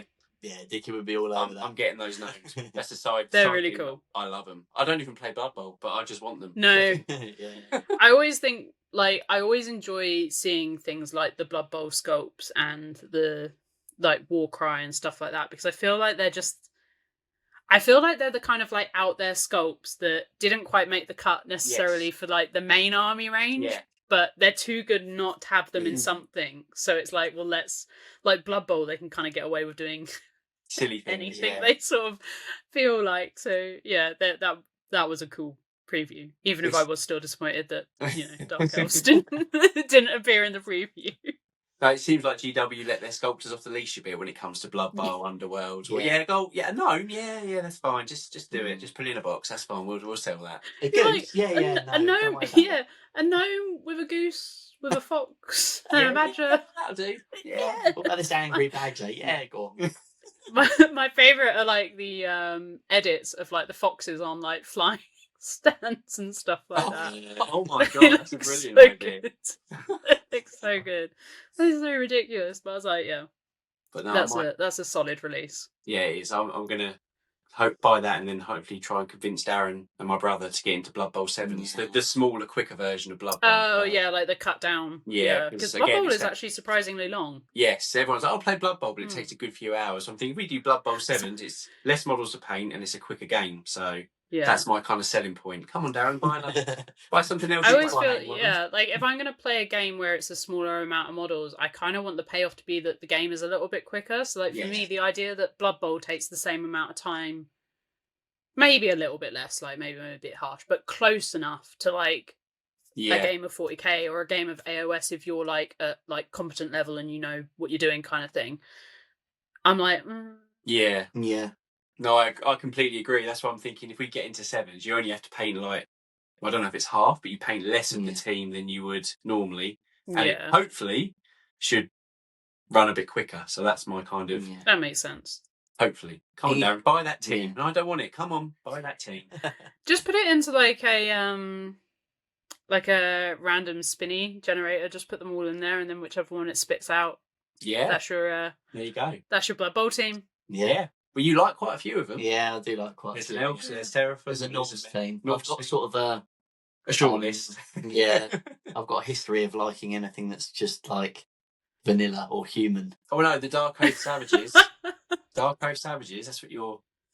They are cool. Yeah, it was a cool box. You want that box, don't you? So I don't know when that's out. I don't know when that's on its... But you want that. And so I think that's going to be a... When they announced that, I was like, that is a cool update to the like Marauder look. Yeah. Thing is that's a tough one for me for the reasons that we've said. Because I love the models so much. I want to like paint them really well, but then there's loads of them, so you have this massive dilemma, which is... It's also a lot of flesh. A lot of flesh. And like, I don't mind painting flesh in like small doses, but I've only recently become semi-confident in painting flesh. I think it's actually quite tricky. I'll say, you collect Daughters of Khaine though, and they're like mainly flesh. Yeah, but if you saw my Daughters of Khaine army, but like, so my Daughters of Khaine army is old. Oh. Like, we're talking like when Age of Sigmar was early doors. Old. Like, yeah. So it's not well painted. Like, I wouldn't post photos of it. Like, it's like badly contrast flesh. Like, it's not. It's like contrast flesh before contrast paint existed, because it would be like, it's like literally like spray them white and then put like, I think like Reichland flesh shade over them kind of thing, and then maybe a bit of a dabble of flesh coloured paint. Like, I was at a very different skill level when I did those, and they're very beat up and broken and sad now because they went to many events and things like that. So they just live in the old square GW case. Yeah. Oh God! Wow, the old square ones. Yeah, like the red. You remember like the red rectangular one that they did? Yeah, I've got that. That's got them in. Nice.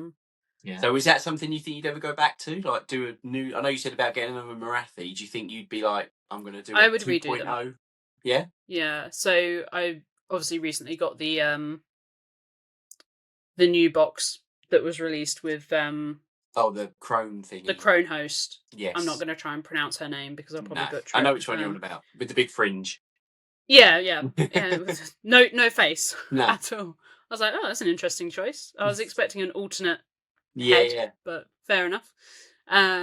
So I've got the starts with having that. I've got like obviously some witches in there and stuff. So, and from ages and ages ago, I actually brought the start collecting box before they changed to the Vanguard. Whatever they are now, Vanguard now, and then it's becoming Spearhead. Yeah, you had as well, but you did one, didn't you? Classic. Yeah. So I've got them somewhere.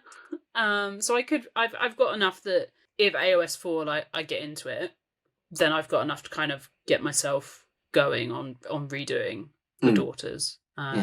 Which I think I'd really like to do, because it would be very interesting to repaint one of them and then put it next to... I was going to say, the comparison I bet will be massive. You know, the difference in... Well, I'd like to hope I'm almost embarrassed of my original ones, like, which is silly because, you know, as we say, we all grow as painters, which has kind of been what we've been saying all along in this episode. So, but I think we all have that one army that, you look back on and you're like, man, I butchered them. Like, what was I doing? Your Warhammer's expensive if you do that to it. Well, I don't have a chance to look at them because they go on eBay. Get rid of that. I was gonna, you reach that point where you're like, I don't even have to look back at them. Like they're gone. It's just a memory. I don't have to worry about it. I think these wouldn't even cut like going on eBay. Like they would just go in the bin. Like if I was gonna like, well, they're so broken as well. Like because like with the Daughters of Khaine, it's like the spears are snapped and their little hair pieces and I've got like there's a running joke every time I build witch elves, and I don't know how I manage it, but there's one of them that I always forget to glue her leg on. So she's standing on a leg, on a rock, Yeah. And I always manage to glue that to the base and then glue like her arms and her head on and stuff like that. And then she's meant to have another like leg that's like bent and connected on the other side. I have several of that model without the leg. And I don't know how I've managed it, but yeah, it's a running joke amongst my friends that I play with that I somehow manage to fully paint the model and still not realise. And then realise, oh, she's not got her leg. Impressive. And then I'm like, you've got to keep it up one though. Yeah, I'd have to. I'd have to do one, paint it so nicely, but just be like, no leg on that side. Yeah, I want to see that on Instagram. I want to see a one-legged. I'll have to dig them out, and I'll have to find one, and I'll DM you guys a picture of the missing leg. I was like, I don't know how, because they're not a complicated kit to build, but again, obviously so busy wanting to just get them built and done, ready that I didn't pay any attention. But yeah. Oh, no one. Right, we'll go on to listeners' questions. Do you want me to go first? You can go first. I'll read the first one out, then we can all answer. So, from Mark, Above Average Minis, always gives us a question. Hello, Mark. We love Mark. He's given us 2 this week, actually. So, his first question is, what is something you look for in a model? Is it based on faction, play, or aesthetic? God, that's an actual very serious question. That's a serious question. Normally, he asks silly things. So. Yeah, no, that's a really good question, and I guess, and it kind of fits the theme of the episode where I've said I'm a painter and a player. Yeah, I kind of look for all of those things in a model because I want to enjoy painting it, and like I want it to look like aesthetically something that I like to look at. But I'm normally also quite aware of the fact that I'm probably going to want it to be good in gameplay. Yes, yeah. Because I don't... Like, I do believe in the rule of cool to a certain point. But I also don't like playing a game and being completely trounced every time. Yeah. So I try and have a balance of, like, I want some units and some models and things that are obviously good for gameplay. And then there might be the couple of models thrown in there that are more for those other reasons. But yeah, I'd say I look for elements of all of those things. Yes, again, great answer. No, we should just hand this over to Chloe. Yeah, this is Lady Khaine podcast. We'll be the guests. So I as long as I don't have to do the editing. Yeah, Darren. He's doing the editing, Darren. Oh, damn it! I can't get out of it that easily. See, my answer would be very similar to Chloe's in that I not so much for play, more the other two. So I'm like, for instance, with the Dark Elder, I don't care if they're crap in game. I think they look cool. They're spiky elves. They're Dark Elf. Yeah. I will look for rule of cool and aesthetic, but then moan when I get trounced every game. Does that make sense? So these look cool and I really enjoyed painting them, but they're crap in game. I don't care. They look how cool they look. But then when I lose 5 games in a row, I'm like, bloody hell, I should probably look at building a proper list. So I'd say I'm probably... For me, it's normally the aesthetic of it more over everything, I think, for me. I think I'm similar. I think aesthetic is probably the kind of main thing. Although I feel like I am very drawn to certain factions for the aesthetic. You know what I mean? Yeah. So for me, Dark Elder was the reason for I did that combat patrol. Yeah.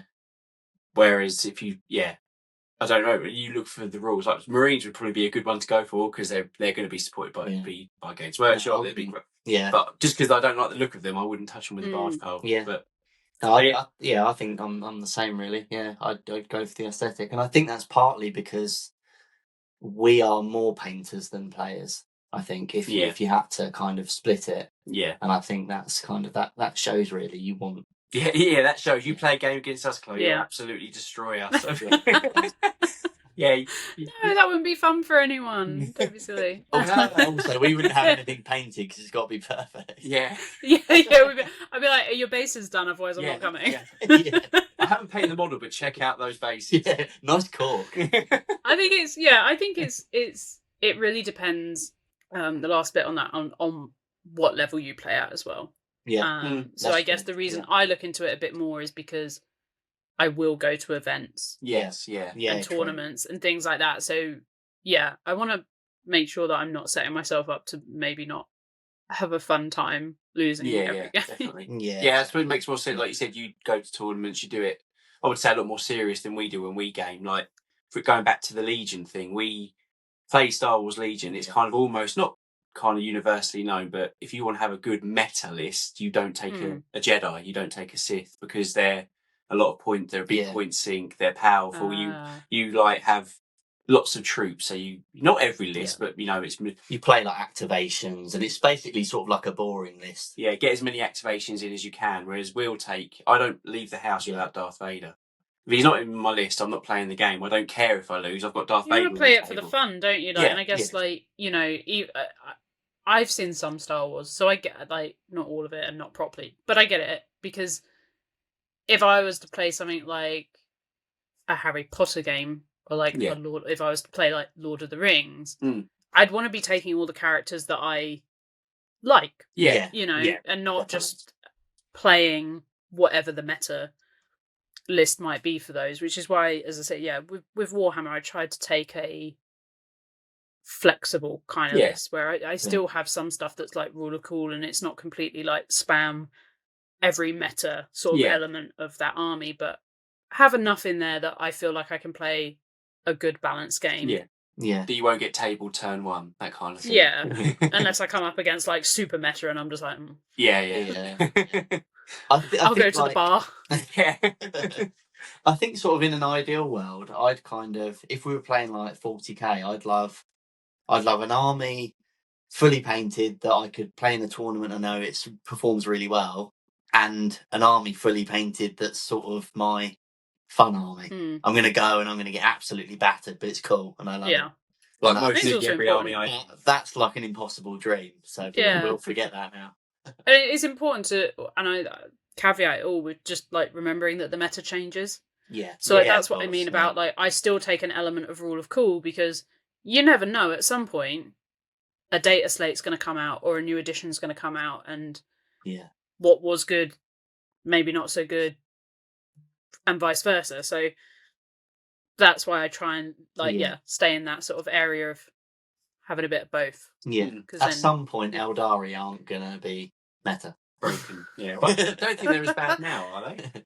No, I think they're a little bit of a bad. I couldn't sadly couldn't tell you anything about 40k. I mean, that's how little I've sort of not played of it recently. We're I was going to say, you could probably tell us more than. Yeah, we're barely above you. We played 1 3-hour combat control game, which didn't even finish because it took so long. But it's more kind of, and you'll kind of get this from kind of being on Instagram a lot, but it's more like I kind of just know it by proxy, just because I see so many models. Yeah, you see it. You see, like, even if you read, like, the Warhammer community articles, like, when the MetaWatch articles come out, like, or if you follow people that, like, I follow a lot of people that obviously go to a lot of, like, the GTs and stuff like that. And so, like, I talk to them and hear about kind of, what lists they've been taking and things like that. So, so I've always kind of got, like, a bit of a idea, but maybe not as much as I did when I was playing kind of like solidly through 9th edition. Yeah, cool. Right, next one from Mark. He's put, what's the most electric kick-ass thing you've ever painted? Way he words it. So that's really hard. So Chloe, do you want to take the floor? I actually think that's pretty easy. Because I've already spoken about him. It'll be Angrom for me. As I say, that's like my, at the moment, like for me, like my peak of painting. Like super proud of him. That is a great paint job. I sort of was looking at it earlier. I thought, wow, that's great paint job. So, Darren, I'll let you go next, because this is for me. This is, I don't know. I'll have a quick think. I think while you have a. I know what yours is. I think. Oh, okay. You know what mine is. What's mine? Oh, gonna answer for him. Go for it. Oh yeah. What's mine? I think yours is your Saruman. Yeah, I didn't even say. I was looking over at the cabinet. I was like, oh, yeah, probably. You're like reminding yourself what you've painted. Like, what have I done? I'm only because the amount of hours you put into it, and I personally think it's the most electric kick-ass thing you painted. There you go, I've saved it. There you go, Saruman. There you go. But yeah, I mean, you might. No, I think so. I think, like you said, in terms of hours put into it, I think so. Yeah, maybe your Nighthaunt army as a whole. But I wouldn't say that I spent a bit of that was a bit of a let's get this painted. It wasn't really a. It did look. Yeah, no, Saruman. I think you're right. Saruman. Mine's probably. I suppose it's almost like your favourite thing is like the last thing you painted. But yeah, that Wing Tyranid Prime. He is good. I'm that pretty is happy really with. good. Yeah, I painted we got it at Warhammer Fest, but Tolgar. Kind of, I painted it like a kind of God of War Kratos style, and I was really happy with that. So I think if it wasn't the Tyranid Prime, it would be that. I like that guy. There you go. So thanks, Mark, for your stupid, good questions. Electric kick-ass. He always does some good questions, Mark. This next one is for you. This is for me. Solely for me. This is from your wife. My wife again. Always. When will you make more trees for Star Wars Legion? So basically, when we play Star Wars Legion, we play it here, and my wife always pops her head in, and Darren's made some like big Endor trees. You know Endor? I know you didn't know much about Star Wars, but the big trees, the last film, like Canadian redwoods, massive trees, basically. Trees, got it. Huge trees, you got it. Trees, huge trees, and you've made what? 5? 4. 4? Is that it? I made 4. So yeah, she always winds him up. Says, "When's he going to make some more of those trees?" So when are you going to make some more of those trees, Aaron? Don't know. There you go. Well, that's that. Answered that comprehensively. It's got to get in the way of my Tyranid Combat Patrol, and I haven't got a real desire to paint trees right now. Really? It might come on. But... I wonder why. So the last one's from Notorious Minis. Well, I think Chloe's kind of already answered this, but what got you into mini painting? Yeah, I think we've... feel like you've kind of... Yeah, I feel like we covered that. I feel like we've probably... it's kind of...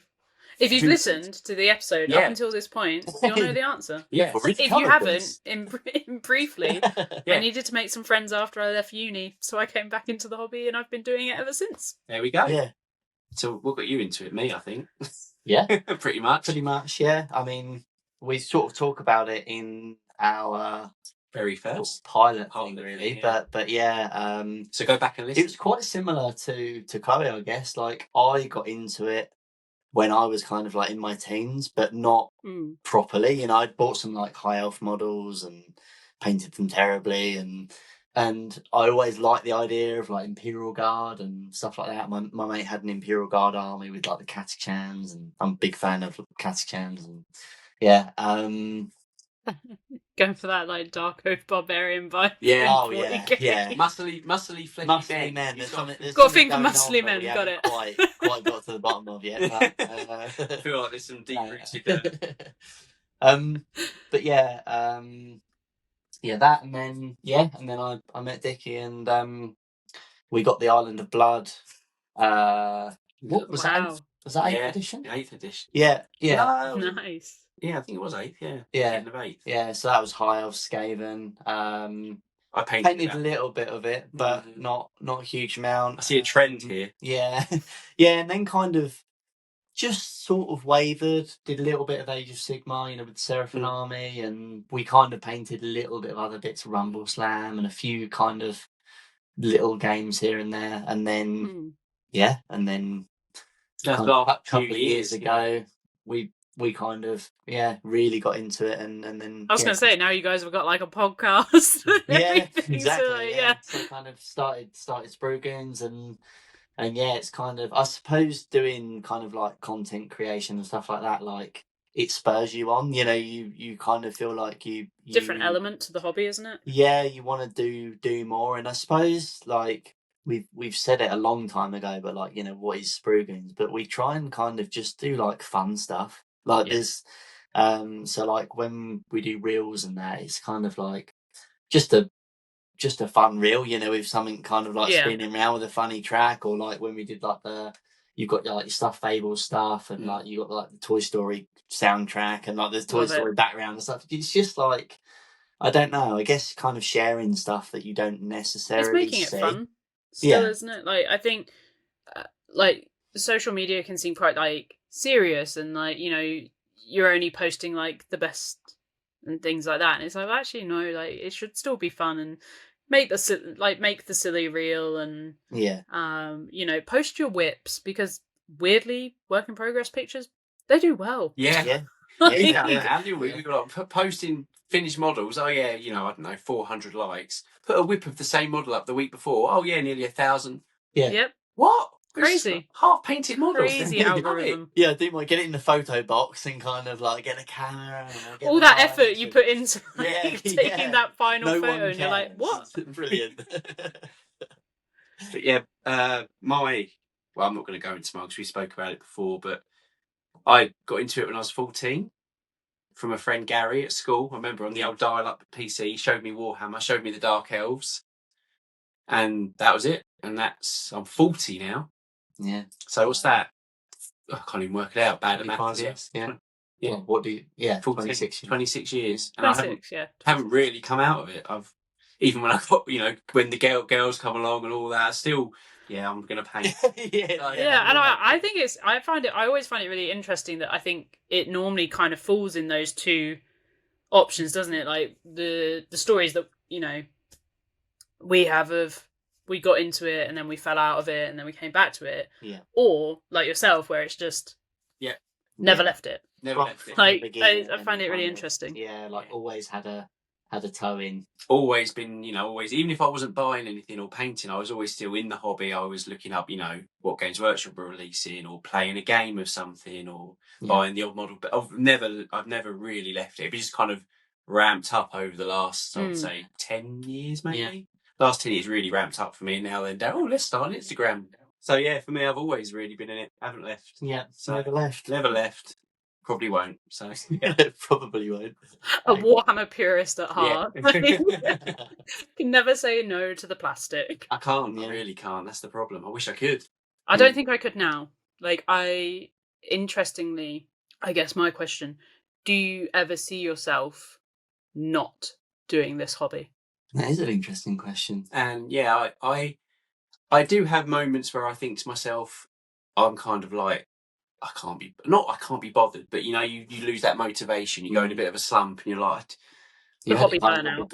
Year, didn't you? I had this real. I think I've said it quite a few times, but this year's been a real kind of whimper for me. Normally, I hit the ground running. Right, new year, let's get going. But I've only started to get into my stride, I would say, now. Really, with Dark Eldar, and we're in April now, so I think I'll be in it until I can barely see, which is on its way. I think with my barely see. So yeah. What about you, Chloe? Do you think you'll always be? I think I'll always be in it. I think the other element that's interesting is, will I always be in the social media side of it? Oh yeah. And I think that would potentially be the bit that I think that would go. Like, if any part of it was to go as such, it would maybe perhaps be that. But I think I would always be doing Warhammer, whether that's still playing or painting or reading Black Library books. I don't see myself sort of not doing it. Yeah, I think that would probably be. I think that probably applies really. Well, that's more for you for us. You know. Yeah. You run the social media. Social media guru. Yeah. If you tomorrow go, I've had enough. Then we've had enough. And that was the end. Yeah. That's all they wrote. Yeah, I think I can obviously kind of relate to that quite heavily. Sometimes, I know you kind of got to push through, the hard times, but yeah, sometimes you do kind of think, God, this hobby would be more fun if I didn't have to do that. But then also, the hard work always pays off. So it's kind of that trade-off between. It's strange that, I used to do this, and a bit obviously the same as you guys.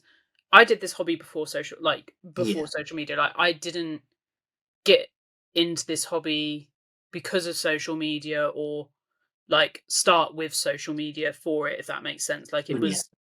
It was fully, I was doing this long before, loved it just as much, if that makes sense.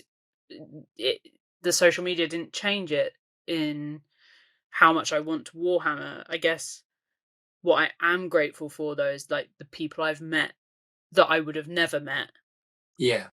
Who have the same hobby and passion as I do. Yeah. if I hadn't randomly one day been like, oh, I'm just going to make a social media account like for Warhammer. And as I say, I only made it originally to track my progress because I had events coming up, and like I was like, oh, this will keep me honest in how much I'm getting done, kind of thing. Like, I never made it thinking that my account would be where it is today, if that makes sense. I never had the intentions to build an account in that way. It just sort of happened, and I'm still to this day kind of like, that's a lot of people. Like, why are you following me? Like, you know, nerdy teenage me is kind of always slightly perplexed by that idea. But yeah, like I say, like I am so grateful because of the amount of people I've met because of it, and getting to do stuff like this. As I say, I wouldn't have been doing this if I hadn't. Yeah, wasting your evening talking. No. So was it a good decision? Yeah. Am I going to carry on with social media after? Probably not. But, yeah. I mean, like if I had to give something up that I see as part of this hobby, I guess. Yeah. It would be that element. Like it's weird. Like I'm like, am I going to be doing like that in 10, 20? Yeah. Yeah, it's strange, isn't it? I would say it's kind of like, I suppose, at the point where it's kind of taking more than it's giving, you then start to think why, you start to question why you're doing it. Yeah, and it's like, is social media going to be what it is now? Like, obviously, like, social media's changed loads, even from what we know of it, from when obviously it would have first, like, your MySpaces and things like that, and Bebo and whatnot, to where we are now. And you're kind of like, oh, I wonder what it's going to look like in 5, 10, 20 years' time. And is it going to be something that I want to be doing? God, like, it's a strange thought. There's a really heavy thought to end the.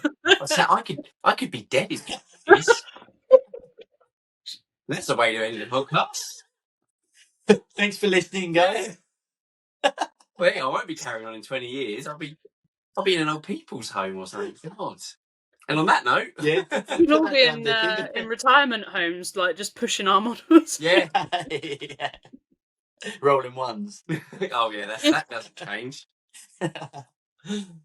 Yeah. Well, thank you very much for coming on, and it's been really good actually. Yeah. Make sure you check out Lady Khaine's Instagram page. Absolutely. Shameless plug. Yeah. No, I appreciate being invited on. It's been a lot of fun. I feel like I enjoyed every tangent that we went on. Even the ones where we're like, we're not going to go on a tangent. Like, we're just going to answer the question. No, we're not. We're not just answering the question. That doesn't happen. No, it's been really awesome, and I love what you guys do, and you're a great account. So yeah. He's a great account. Like I said, I can turn up and do as I'm told. So yeah, right. Yeah. Thanks for listening, guys, and we'll see you next time. Yeah. Cheers, guys. Cheers. Bye.